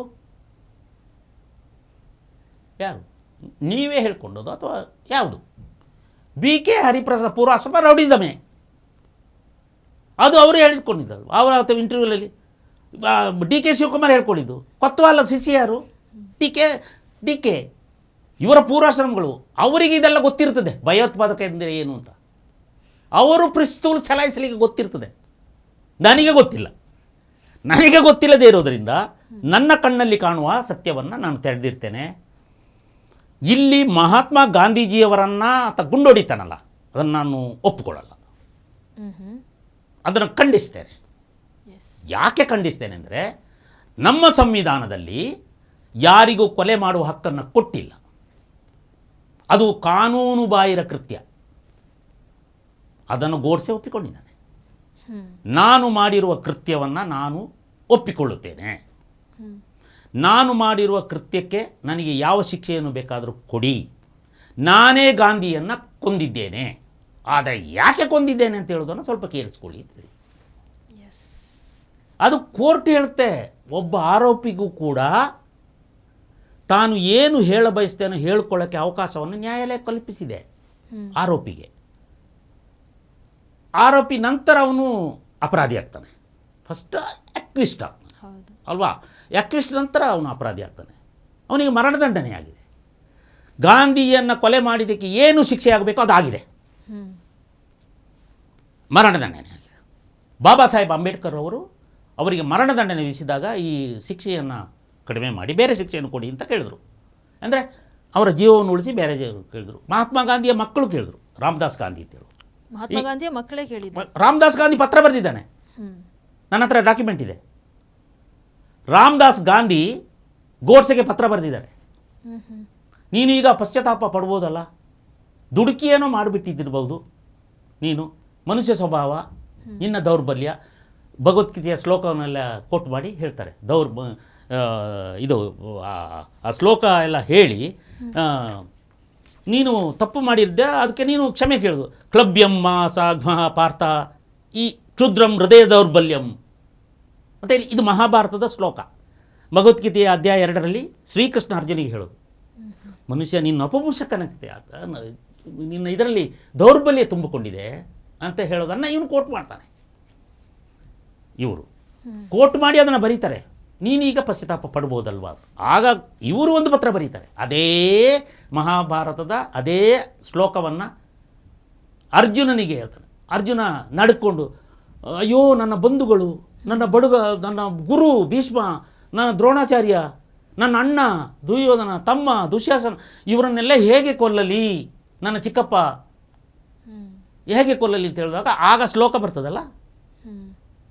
ಇದೇ ಕುರುಕ್ಷೇತ್ರದ ಇದರಲ್ಲಿ ನಮ್ಮ ಭಗವದ್ಗೀತೆಯ ಅಧ್ಯಾಯದಲ್ಲಿ ನಭುಂಸಕನಂತೆ ವರ್ತಿಸಬೇಡ, ಎತ್ತು ದಗಂಡು ನೀನು ಧರ್ಮಕ್ಕಾಗಿ ನೀನು ಹೋರಾಡು, ಅದನ್ನು ಕೋಟ್ ಮಾಡಿ ಬರೀತಾನೆ ಗೋಡ್ಸೆ. ಹಿಂಗೂ ಬರೆದಿದ್ದಾರಲ್ಲ ರಾಮದಾಸ್ ಜಿ. ಯಾವುದನ್ನು ಆಯ್ಕೆ ಮಾಡಿಕೊಳ್ಳಿ, ನನಗೆ ಎಲ್ಲಿ ಅಧರ್ಮ ಕಾಣಿತೋ ನಾನು ಅಲ್ಲಿ ಧರ್ಮದ ಹಾದಿಯಲ್ಲಿ ನಡೆದೆ ಅಂತ ಹೇಳ್ತಾನೆ. ಅದು ಅವನು ಹೇಳ್ಕೊಂಡ ಮಾತು. ಏನು ಅಧರ್ಮ ಕಾಣ್ತವ್ರಿ? ಅವನಿಗೆ ಗಾಂಧೀಜಿ ಮಾಡಿದ ಅಧರ್ಮಗಳನ್ನು ಕಂಡಿತು. ಗಾಂಧೀಜಿಯನ್ನು ಬಿಟ್ಟರೆ ಇನ್ನು ಈ ದೇಶವನ್ನೇ ಇನ್ನೊಂದು 4 ಚೂರು ಆಗ್ಬಿಡ್ತದೆ. ಏನು ಗೊತ್ತಾ, ಕಾಶ್ಮೀರದ ಇದು ಬಂತು, ಸ್ವಾತಂತ್ರ್ಯ ಸಿಕ್ತು. ಕಾಶ್ಮೀರ್ ಎಲ್ಲವನ್ನು ಈ ಉಕ್ಕಿನ ಮನುಷ್ಯ ಸರ್ದಾರ್ ವಲ್ಲಭಭಾಯಿ ಪಟೇಲ್ ಭಾಳ ಚಾಣಕ್ಯದಲ್ಲಿ ಎಲ್ಲವನ್ನು ಸೇರಿಸ್ತಾ ಬಂದರು. ಬಲಾತ್ಕಾರ ಮಾಡುವಲ್ಲಿ ಬಲಾತ್ಕಾರವಾಗಿ, ದಂಡ ಪ್ರಯೋಗ ಮಾಡುವಲ್ಲಿ ದಂಡ ಪ್ರಯೋಗದಿಂದ, ಮಧುರವಾಗಿ ಮಾತಾಡುವ ಕಡೆ ಮಧುರವಾಗಿ ಮಾತಾಡಿ, ವಿಶ್ವಾಸದಿಂದ ತಬ್ಬಿಕೊಂಡು ಮೈಸೂರು ರಾಜರನ್ನು ವಿಶ್ವಾಸದಿಂದ ತಬ್ಬಿಕೊಂಡ್ರು. ಈ ಭಾರತದ ಒಕ್ಕೂಟಕ್ಕೆ ಸೇರಿಸ್ತಾ ಬಂದರು. 562 ಪ್ರಾಂತ್ಯಗಳಿದ್ದು ಅಂತ ಹೇಳ್ತಾರೆ. ಎಲ್ಲವನ್ನು ಸೇರಿಸಿ ಆದಮೇಲೆ ಕಾಶ್ಮೀರ ಒಂದು ಉಳಿತು. ಕಾಶ್ಮೀರ ಉಳಿದಾಗ ಅದನ್ನು ನೆಹರು ಇದೊಂದು ನನಗೆ ಕೊಟ್ಟುಬಿಡಿ, ನಾನು ಇದೊಂದನ್ನು ಸೇರಿಸ್ತೇನೆ. ಅವರ ಕೈಗೆ ಎಲ್ಲ ಕೊಟ್ಟಿದ್ರೆ ಇವತ್ತು 25 ಪ್ರಾಂತ್ಯಗಳು ನಮ್ಮ ದೇಶದಲ್ಲಿ ಬೇರೆ ಬೇರೆ, ಹೌದಲ್ಲ. ಹೈದರಾಬಾದೇ ಬೇರೆ, ಅದೊಂದು ಇನ್ನೊಂದು ಪಾಕಿಸ್ತಾನ, ಕಾಶ್ಮೀರ ಇನ್ನೊಂದು ಪಾಕಿಸ್ತಾನ. ಈ ಸತ್ಯವನ್ನು ನಾನು ಯಾಕೆ ಹೇಳಬಾರ್ದು ಕಾಂಗ್ರೆಸ್ಸಿಗರೇ, ಎಡಪಂಥೀಯರೇ, ಯಾಕೆ ಹೇಳಬಾರ್ದು? ಹೇಳಲೇಬೇಕಲ್ವಾ ಅಂತ. ಈ ಕಾಶ್ಮೀರದ ಹರಿಸಿಂಗ್ ಒಬ್ಬ ಹಿಂದೂ ರಾಜ, ಮುಸಲ್ಮಾನರು ಹೆಚ್ಚಿರುವಂಥ ಪ್ರದೇಶ, ಉನ್ನತ ಸಂಸ್ಕೃತಿ ಇದ್ದಂಥ ನಾಡು, ಕಾಶ್ಮೀರಿ ಪಂಡಿತರ ಒಂದು ನೆಲೆವೀಡು. ಇಂಥ ಜಾಗದ ಹರಿಸಿಂಗಿಗೆ ರಾಜ ಹೇಳ್ತಾರೆ, ನೀನು ಕಾಶಿಗೆ ಹೋಗು ಅಂತ ಹೇಳ್ತಾರೆ. ರಾಜ್ಯ ಬಿಟ್ಟು ತೊಲಗು ಅಂತ ಮಹಾತ್ಮ ಗಾಂಧಿ ಹೇಳಿದ್ದು ಹರಿಸಿಂಗಿಗೆ. ನೀನು ಕಾಶಿಗೆ ಹೋಗು ಅಂತ ಹೇಳ್ತಾರೆ. ಪದವಿ ಬಿಟ್ಟು. ಅದೇ ಹೈದರಾಬಾದ್ ನಿಜಾಮನಿಗೆ ನೀನು ಮೆಕ್ಕಕ್ಕೆ ಹೋಗಬೇಕಂತ ಯಾಕೆ ಹೇಳಿಲ್ಲ ಗಾಂಧೀಜಿ? ಒಂದು ಕಣ್ಣಿಗೆ ಬೆಣ್ಣೆ ಒಂದು ಕಣ್ಣಿಗೆ ಸುಣ್ಣವನ್ನು ಯಾಕೆ ಸವಿದ್ರಿ ರಾಷ್ಟ್ರಪಿತ? ಯಾಕೆ ಸವಿದ್ರಿ? ಇದು ನಾನು ಆ ಕಾಲದಲ್ಲಿದ್ದರೆ ನಾನು ರೋಷತಪ್ತನಾಗ್ತಿದ್ದೆ. ಆ ಕಾಲದಲ್ಲಿದ್ದರೆ ಅಂದರೆ ಒಬ್ಬ ಹಿಂದೂ ರಾಜನಿಗೆ ಏನು ಹೇಳ್ತೀರಿ ಅದನ್ನು ಹಿಂಗೆ ಹೇಳ್ತೀರಿ, ಒಬ್ಬ ಮುಸಲ್ಮಾನ ರಾಜನಿಗೆ ಏನು ಹೇಳ್ತೀರಿ ಹಿಂಗೆ ಹೇಳ್ತೀರಿ. ನೀವು ದೇವಸ್ಥಾನಗಳು ಹೋಗಿ ಕುರಾನ್ ಪಠಣ ಮಾಡ್ತೀರಿ, ಅದೇ ಮಸೀದಿಗೆ ಹೋಗಿ ಯಾಕೆ ಭಗವದ್ಗೀತೆ ಪಠಣ ಮಾಡಲಿಲ್ಲ? ಭಗವದ್ಗೀತೆಯನ್ನು ನಿಮ್ಮ ಮೇಜಿನ ಮೇಲೆ ಇರಿಸ್ಕೊಂಡಿದ್ದೀರಿ, ಭಗವದ್ಗೀತೆಯ ನೀನು ಆರಾಧಕರಾಗಿದ್ದೀರಿ, ನೀವು ಹಿಂದೂ ಧರ್ಮದ ಪ್ರತಿಪಾದಕರು ಅಂತ ಹೇಳ್ಕೊತೀರಿ. ನೀವು ಯಾಕೆ ಭಗವದ್ಗೀತೆಯನ್ನು ಅದರಲ್ಲಿ ಒಳ್ಳೆಯ ಅಂಶಗಳಿದೆ ಅಂತ ಹೇಳ್ಕೊಳ್ತೀರಲ್ಲ, ಆ ಭಗವದ್ಗೀತೆಯನ್ನು ಯಾಕೆ ಮಸೀದಿಯಲ್ಲಿ ಹೋಗಿ ಪಠಣ ಮಾಡಲಿಲ್ಲ? ಅದೇಕೆ ಪೊಲೀಸ್ ಬೆಂಗಾವಲಿನಲ್ಲಿ ನೀವು ದೇವಸ್ಥಾನದಲ್ಲಿ ಕುರಾನ ಪಠಣ ಮಾಡ್ತೀರಿ? ಇದು ಯಾವ ನ್ಯಾಯ? ಈ ನ್ಯಾಯಗಳನ್ನು ಕೇಳೋಕ್ಕೆ ನಾನು ಹೊರಟಿದ್ದೇನೆ. ಒಂದು ಅನೇಕ ಖಿಲಾಫತ್ ಚಳವಳಿ. ಖಿಲಾಫತ್ ಚಳವಳಿ ಅಂದರೆ ಏನು ಪಾಠವನ್ನು ನಮಗೆ ಮಾಡಿದ್ದೀರಿ ನೀವು? ಸ್ವಾತಂತ್ರ್ಯ ಚಳವಳಿನ ಅದು? ನಾನ್ಸೆನ್ಸ್. ಈ ತಪ್ಪು ಪಾಠವನ್ನು ಯಾಕೆ ನನಗೆ ಕೊಟ್ಟಿರಿ ಅಂತ ನಾನು ಇವತ್ತು ನಿಮ್ಮನ್ನು ಕೇಳ್ತಾ ಇದ್ದೀನಿ. ನಾನು ಯಾಕೆ ಈ ತಪ್ಪು ಪಾಠವನ್ನು ಓದಿದೆ? ನಾನು ನಂತರ ಓದಿದಾಗ ಖಿಲಾಫತ್ ಚಳವಳಿ ಅಂದರೆ ಏನು? ಟರ್ಕಿಯ ಒಬ್ಬ ಖಲೀಫನನ್ನು ಅವರ ಇಸ್ಲಾಂ ಧರ್ಮದಲ್ಲಿ ಪ್ರವಾದಿಗಳ ನಂತರದವರು ಅಂತ ಘೋಷಣೆ ಮಾಡಿಕೊಂಡಿತ್ತು. 4-5 ಖಲೀಫರು. ಪ್ರಾಫಿಟ್ ಮಹಮ್ಮದ್ ಪೈಗಂಬರ್ ಪ್ರವಾದಿ, ಇಸ್ಲಾಂ ಪ್ರವಾದಿ. ಆ ಪ್ರವಾದಿಯ ನಂತರದಲ್ಲಿ ಅವರು ತೀರ್ಕೊಂಡ ನಂತರ ಖಲೀಫರು. ಈ ತುರ್ಕಿಸ್ತಾನದಲ್ಲಿ ಖಲೀಫಾ ಮುಸ್ಲಿಂ ರಾಷ್ಟ್ರ. ಅದು ತುರ್ಕಿಸ್ತಾನ ಮುಸ್ಲಿಂ ರಾಷ್ಟ್ರ, ಹಿಂದೂಗಳ ರಾಷ್ಟ್ರ ಅಲ್ಲ. ಅಲ್ಲಿ ಈ ಖಲೀಫನೇ ರಾಜ, ಅವನೇ ಸುಲ್ತಾನ. ಅವನ ದುರಾಡಳಿತ ಕಂಡು, ಅವನ ಸರ್ವಾಧಿಕಾರದಿಂದ ಅವನ ಹಿಂಸೆಯನ್ನು ಕಂಡು ಅವನನ್ನು ಇಳಿಸ್ತಾರೆ. ಯಾರು? ತುರ್ಕಿಸ್ತಾನದ ಜನ ಇಳಿಸ್ತಾರೆ, ಇಸ್ಲಾಂನ ಜನ ಇಳಿಸ್ತಾರೆ, ಮುಸ್ಲಿಮರು ಇಳಿಸ್ತಾರೆ. ಆತ ಓಡಿ ಹೋಗ್ತಾನೆ ಪ್ರಾಣ ಭಯದಿಂದ. ಆಗ ಈ ಖಲೀಫಾ ಇಸ್ಲಾಂ ಧರ್ಮದ ಒಬ್ಬ ಪ್ರವಾದಿ ಅಂತ ಇರ್ತಾರಲ್ಲ, ಕೆಲವು ರಾಷ್ಟ್ರಗಳು, ಇಸ್ಲಾಮಿಕ್ ರಾಷ್ಟ್ರಗಳು ಪ್ರತಿಭಟನೆಗೆ ಇಳಿತವೆ. ಇದನ್ನು ಈ ಮಹಾತ್ಮ ಗಾಂಧೀಜಿಯವರು ನೋಡಿದರು, ಕೇಳಿದ್ರು. ಓಹೋ, ಇದನ್ನು ನಾವು ಇಂಡಿಯಾಕ್ಕೆ ತಂದರೆ ಹೇಗೆ? ಆಪರೇಷನ್ ಖಲೀಫಾ, ಅದು ಮಹಾತ್ಮ ಗಾಂಧಿದು ಆಪರೇಷನ್ ಖಲೀಫಾ. ಇದನ್ನು ಭಾರತಕ್ಕೆ ತಂದರು. ಇವರ ಸಾವರ್ತಿ ಇದ್ದಾರಲ್ಲ, ಮೌಲಾನಾ ಅಬ್ದುಲ್ ಕಲಾಂ ಆಜಾದು ಇಂಥವ್ರು ಇದ್ದಾರಲ್ಲ ಕೆಲವರು, ಅವ್ರನ್ನೆಲ್ಲ ಕರೆದು ನೋಡಿ, ಈ ಮುಸ್ಲಿಮರನ್ನ, ಅದುವರೆಗೆ ಮುಸ್ಲಿಮರು ಸ್ವಾತಂತ್ರ್ಯ ಚಳವಳಿಯಲ್ಲಿ ಇಲ್ಲ. ಈಗ ಈ ನಾಡನ್ನು ಕಟ್ಟಿದವರು ಹಿಂದೂಗಳು ರೀ. ಈ ನಾಡಿಗೆ ಬೆವರು ಸುರಿಸಿದವರು ಹಿಂದೂಗಳು, ರಕ್ತ ಹರಿಸಿದವರು ಹಿಂದೂಗಳು. ಯಾವುದೋ ಶತಮಾನದಿಂದ ಭವ್ಯ ಪರಂಪರೆ, ಋಷಿ ಪರಂಪರೆಗಳ ನಾಡು ಇದು, ಸಂತರ ನಾಡಿದು. ಈ ಮುಸಲ್ಮಾನ ಜನಸಾಮಾನ್ಯರು ಸ್ವಾತಂತ್ರ್ಯ ಚಳವಳಿಯಲ್ಲಿ ಇರಲೇ ಇಲ್ಲ. ನಾಯಕರನ್ನು ಒಂದೆರಡು ಹೀಗೆ ನಾಯಕರನ್ನು ಬಿಟ್ಟರೆ. ಆಗ ಅವರು ಇದನ್ನು ತರೋಣ ಇಲ್ಲಿಗೆ. ಖಲೀಫಾ ಅಂದರೆ ನಮ್ಮ ಇಸ್ಲಾಮಿನ ಎಲ್ಲ ಜನಸಾಮಾನ್ಯ, ಅವರ ತಲೆ. ಅದುವರೆಗೆ ಭಾರತದ ಮುಸಲ್ಮಾನರು ಇವರ ಜೊತೆ ಚೆನ್ನಾಗಿದ್ದರು. ಹಿಂದೂಗಳು, ಉರುಸುಗಳು ಅನೇಕ ಕಡೆಗಳಲ್ಲಿ ಎರಡೂ ಸೇರಿ ಹಬ್ಬ ಆಚರಿಸ್ತಿದ್ರು. ಗಣಪತಿ ಹಬ್ಬಕ್ಕೆ ಅವರು ಬರ್ತಾಯಿದ್ರು, ಅವರ ಉರುಸಿಗೆ ಹಿಂದೂಗಳು ಹೋಗ್ತಾಯಿದ್ರು. ಎಲ್ಲರೂ, ಈಗಲೂ ಕೆಲವು ಕಡೆ ಇದೆ ಸತ್ಸಂಪ್ರದಾಯ, ಈಗಲೂ ಇದೆ, ಅದೇನಿಲ್ಲ ಅಂತಲ್ಲ, ಈಗಲೂ ಇದೆ. ಆಗ ಆ ಖಲೀಫರ್ ಅಂತಂದು ಖಿಲಾಫತ್ ಚಳವಳಿ ಅಂತೇಳಿ ಪ್ರಾರಂಭ ಮಾಡಿದ್ದಾರೆ. ಆದರೆ ಪ್ರಥಮ ಅಧ್ಯಕ್ಷ ಯಾರು? ಮುಸ್ಲಿಂ ಅಲ್ಲ, ಗಾಂಧೀಜಿ. ಖಿಲಾಫತ್ ಚಳವಳಿಯ ಪ್ರಥಮ ಅಧ್ಯಕ್ಷ ಇವರು. ಅವರ ತಲೆಯೊಳಗೆ ಮತಾಂಧತೆಯ ವಿಷಬೀಜ ಬಿತ್ತಲಾಯಿತು. ಕುರಾನಿನ ಅಂಶಗಳು ಅದರಲ್ಲಿ ಏನು ಹೇಳಿದೆ ಅಂದರೆ, ನಮ್ಮ ಬಹುದೇವತಾ ಆರಾಧಕರು ನಮ್ಮ ಶತ್ರುಗಳು, ನಾವು ಏಕದೇವನಿಷ್ಠರು, ಅವರನ್ನು ಕೊಲ್ಲಿ ಚಚ್ಚಿ, ಇಂಥ ಕೆಲವು ಇದ್ದಾವೆ, ಕುರಾನಲ್ಲಿ ಇದ್ದಾವೆ, ಲಾಲುಗಳಿದ್ದಾವೆ. ಅದನ್ನು ಕೆಲವು ಸೈಲೆಂಟ್ ಆಗಿರ್ತದೆ, ಅದನ್ನು ತೆಗೆಯಲಾಯಿತು, ಹೊರ ತೆಗೆಯಲಾಯಿತು. ಇವರ ತಲೆಗೆ ತುಂಬಲಾಯಿತು. ಹೇಗೆ ತುಂಬಲಾಯಿತು ಅಂದರೆ, ಇವರು ನಿಮ್ಮ ಕಾಫಿರರು, ಇಸ್ಲಾಂ ಧರ್ಮ ಒಪ್ಪದವರು ಕಾಫಿರರು, ಈ ಬ್ರಿಟಿಷರು ಕಾಫಿರರು, ಅವರು ಇಸ್ಲಾಂ ಧರ್ಮ ಒಪ್ಪಲ್ಲ, ಕ್ರಿಶ್ಚಾನಿಗಳು. ಹೀಗೆ ತುಂಬಿಸಿ ಬ್ರಿಟಿಷರ ವಿರುದ್ಧ ಇವರನ್ನು ಎತ್ತಿಕಟ್ಟಬೋದು ಅಂತ ಮಾಡಿದ್ರೆ ಅದು ಕೊನೆಗೆ ರಿವರ್ಸ್ ಹಿಂದೂಗಳ ವಿರುದ್ಧ ಆಗ್ಬಿಡೋದು. ಯಾಕೆಂದರೆ ಇವರು ಕಾಫಿರರೇ ಅಲ್ಲ, ಬಹುದೇವತಾ. ಇದರ ಪರಿಣಾಮ ಏನಾಯಿತು? ಮಲಬಾರಿನಲ್ಲಿ ಮೋಪ್ಲಾ ದಂಗೆ ಆಯಿತು. ಕೊಡಗಿನ ಪಕ್ಕ ಅದಿರೋದು. ಅಲ್ಲಿ ಎಷ್ಟೊಂದು ಈ ಮತಾಂಧ ಮುಸ್ಲಿಮರು ಈ ಕಾಫಿರರನ್ನು ನಾಶ ಮಾಡಬೇಕು ಅಂತೇಳಿ ಹಿಂದೂಗಳನ್ನು ಬರ್ಬರವಾಗಿ ಹತ್ಯೆ ಮಾಡಿದ್ರು, ಮತಾಂಧ ಮಾಡಿದರು. ಎಷ್ಟೋ ಹೆಣ್ಣು ಮಕ್ಕಳು ಬಾವಿಗಾರಿಕೊಂಡ್ರು, ಗರ್ಭಿಣಿಯರ ಹೊಟ್ಟೆಯನ್ನು ಬಗೆದು ಆ ಮಗುವನ್ನು ಮೇಲೆ ಕಾರಿಸಿ ಅದಕ್ಕೆ ಚಾಕನ್ನು ಕತ್ತಿಯನ್ನು ಕೊಟ್ಟು ಕರಳುಗಳು, ತಲೆಗಳು, ರುಂಡಗಳು ರಸ್ತೆಯಲ್ಲಿ ಚೆಲ್ಲಾಡಿದವು, ರಕ್ತದ ಹೊಳೆಯಾಗಿ ಹರಿದವು. ಇದು ಮೋಪ್ಲಾ ದಂಗೆ. ಸಹಸ್ರ ಹಿಂದೂಗಳ ನರಭೇದ ಆಯಿತು. ಇದೇ ಮಹಾತ್ಮ ಗಾಂಧೀಜಿ ಅವರು ಧರ್ಮಕ್ಕಾಗಿ ಹೋರಾಡಿದರು ಅಂದುಬಿಟ್ರು. ಮಹಾಯತಿ, ಹಿಂದೂ ಧರ್ಮದ ರಕ್ಷಕ, ಮತಾಂತರದ ವಿರುದ್ಧ ಹೋರಾಡುತ್ತಿದ್ದ ಸ್ವಾಮಿ ಇವರು ಶ್ರದ್ಧಾನಂದ, ಸ್ವಾಮಿ ಶ್ರದ್ಧಾನಂದ ಅವರು ಮತಾಂತರದ ವಿರುದ್ಧ ಹೋರಾಡ್ತಿದ್ದರು. ಈ ಶ್ರದ್ಧಾನಂದರ ವಿರುದ್ಧ ಇವರು ಹರಿಜನ ಪತ್ರಿಕೆಯಲ್ಲಿ ಲೇಖನ ಬರಿತಾ ಇದ್ರು. ವಿರುದ್ಧ ಮಾಡಬಾರ್ದು ಅಂತ, ಮತಾಂತರವನ್ನು ಅವರು ಗರುವಾಪಸಿ ಮಾಡ್ತಾಯಿದ್ರು. ಮಾಡಬಾರ್ದು ಅಂತ. ಮತಾಂತರ ಮಾಡುವಾಗ ಅದನ್ನು ಏನು ಹೇಳಲ್ಲ ಅವರು, ಡೈರೆಕ್ಟ್ ಹಿಂದೂಗಳನ್ನು ಮತಾಂತರ ಮಾಡುವಾಗ ಏನು ಹೇಳಲ್ಲ. ಮತಾಂತರ ಆದವರನ್ನು ಗರುವಾಪಸಿ ಮಾಡಿದಾಗ ಅದಕ್ಕೆ ಹೇಳಿದ್ರು. ಒಬ್ಬ ಇವರ ಮಾತನ್ನು ನಂಬಿಕೊಂಡು ಒಬ್ಬ ಅಬ್ದುಲ್ ರಶೀದ್ ಅಂತ ಹೇಳುವ ಒಬ್ಬ ಮುಸಲ್ಮಾನ ಮತಾಂಧ ಹೋಗಿ ಡೈರೆಕ್ಟಾಗಿ ಚಾಕು ಹಾಕಿ ಕೊಲ್ತಾನೆ. ಅದನ್ನು ಯಾಕೆ ನೀವು ಭಯೋತ್ಪಾದಕ ಅನ್ನಲ್ಲ ಮಿಸ್ಟರ್ ಹರಿಪ್ರಸಾದ್? ಯಾಕನ್ನಲ್ಲ? ಆ ಅಬ್ದುಲ್ ರಶೀದನನ್ನು ನನ್ನ ಸಹೋದರ ಅಂತ ಹೇಳ್ತಾರೆ ಡಿ ಕೆ ಶಿವಕುಮಾರ್ ಹೇಳಿದಾಗೆ. ಗಾಂಧಿ ಅವರ ಬಗ್ಗೆ ಒಂದು ಕಣ್ಣೀರಿಲ್ಲ. ಸ್ವಾಮಿ ಶ್ರದ್ಧಾನಂದರ ಬಗ್ಗೆ, ಹಿಂದೂ ಸ್ವಾಮೀಜಿಯ ಬಗ್ಗೆ ಒಂದು ಹನಿ ಕಣ್ಣೀರಿಲ್ಲ. ಯಾಕಿಲ್ಲ? ಇಂಥ ಸರಮಾಲೆಗಳಿದೆ. ಅಂದರೆ ಇದರಿಂದ ಮಹಾತ್ಮ ಗಾಂಧಿಗೆ ಏನು ಲಾಭ ಐತಿ? ಅವಶ್ಯಕತೆ ಏನಿತ್ತು? ಅವಶ್ಯಕತೆ ಅಲ್ಲ. ಅವರು ಬರೀ ತುಷ್ಟೀಕರಣ ಮಾಡೋದು, ಮತ್ತು ಜಗತ್ತಿನ ಕಣ್ಣಿಗೆ ನಾನೊಬ್ಬ ಜಾತ್ಯತೀತ ಅಂತ ತೋರಿಸ್ಕೊಳ್ಳೋದು. ಸೆಕ್ಯುಲರ್ ಈ ಪದವನ್ನು ಹುಟ್ಟು ಹಾಕಿದರು. ಸೆಕ್ಯುಲರ್ ಅಂದರೆ ಏನು? ಸರ್ವ ಧರ್ಮ ಸಮಾನ. ಈಗಲೂ ಸೆಕ್ಯುಲರ್ ಅಂದರೆ ಇವರೆಲ್ಲ ಸೆಕ್ಯುಲರ್ ಹೇಳ್ತಾರಲ್ಲ, ಈ ಡಿ ಕೆ ಸಿದ್ದರಾಮಯ್ಯ. ಸೆಕ್ಯುಲರ್ ಅಂದರೆ ಏನು? ಎಲ್ಲ ಧರ್ಮ ಸಮಾನ, ಹೌದಲ್ವಾ? ಅದ್ಯಾಕೆ ದೇವಸ್ಥಾನದ ಮಾತ್ರ ನೀವು ಮುಜರಾಯಿ ಲೆಕ್ಕಿದ್ರು ಅದರ ಭಂಡಾರ ಲೆಕ್ಕ ಮಾಡಕ್ಕೆ ಬರ್ತೀರಿ? ನೀವ್ಯಾಕೆ ಮಸೀದಿದ್ದು ಲೆಕ್ಕ ಮಾಡಕ್ಕೆ ಹೋಗಲ್ಲ? ನೀವ್ಯಾಕೆ ಚರ್ಚಿದು ಲೆಕ್ಕ ಮಾಡಕ್ಕೆ ಹೋಗಲ್ಲ? ಹೋಗಿ ಅಲ್ಲಿ ಡೆಲ್ಲಿಯಲ್ಲಿ ಜುಮ್ಮಾ ಮಸೀದಿ ಇದೆಯಲ್ಲ, ಅದ್ರ ಲೆಕ್ಕ ಕೇಳಿ. RSS ಲೆಕ್ಕ ಕೇಳ್ತಿದ್ರಲ್ಲ, ಜುಮ್ಮಾ ಮಸೀದಿ ಕೇಳಿ.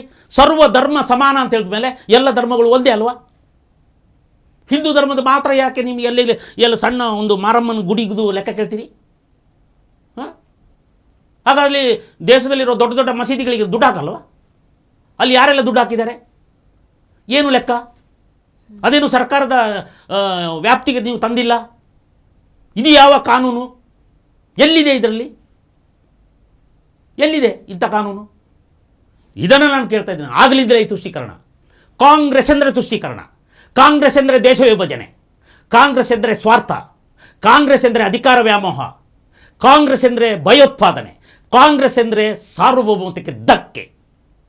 ಎಲ್ಲಿಯವರೆಗೆ ಕಾಂಗ್ರೆಸ್ ಮುಕ್ತ ಆಗೋದಿಲ್ಲ ಈ ರಾಷ್ಟ್ರ, ಅಲ್ಲಿಯವರೆಗೆ ಭಾರತಕ್ಕೆ ಕ್ಷೇಮ ಇಲ್ಲ.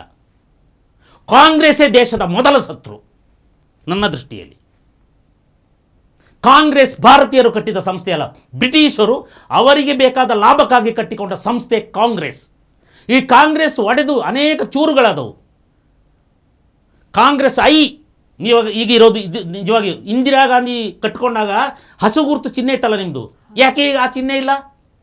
ಚಿಹ್ನೆ ಯಾಕೆ ಬದಲಾಯಿತು? ನ್ಯಾಷನಲ್ ಕಾಂಗ್ರೆಸ್ಸಿನ ಚಿಹ್ನೆ ತಕ್ಕಡಿ ಚರಕ ಅದಿಲ್ಲ, ಅಲ್ಲಿಂದ ಹಸು ಗುರುತು ಅದಿಲ್ಲ, ಹಸು ಕರು ಗುರುತು ಅದಿಲ್ಲ. ಕಾಂಗ್ರೆಸ್ ಅಂತಾಯಿತು. ಇಂದಿರಾ ಕಾಂಗ್ರೆಸ್ ಇದ್ದಿದ್ದು ಹೇಗೆ ನ್ಯಾಷನಲ್ ಕಾಂಗ್ರೆಸ್ ಆಗುತ್ತೆ?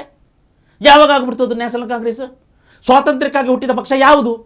ಅದು ಚರಕದ ಕಾಂಗ್ರೆಸ್ಸು. ನಿಮ್ಮದು ಕಾಂಗ್ರೆಸ್ ಆಗಿ.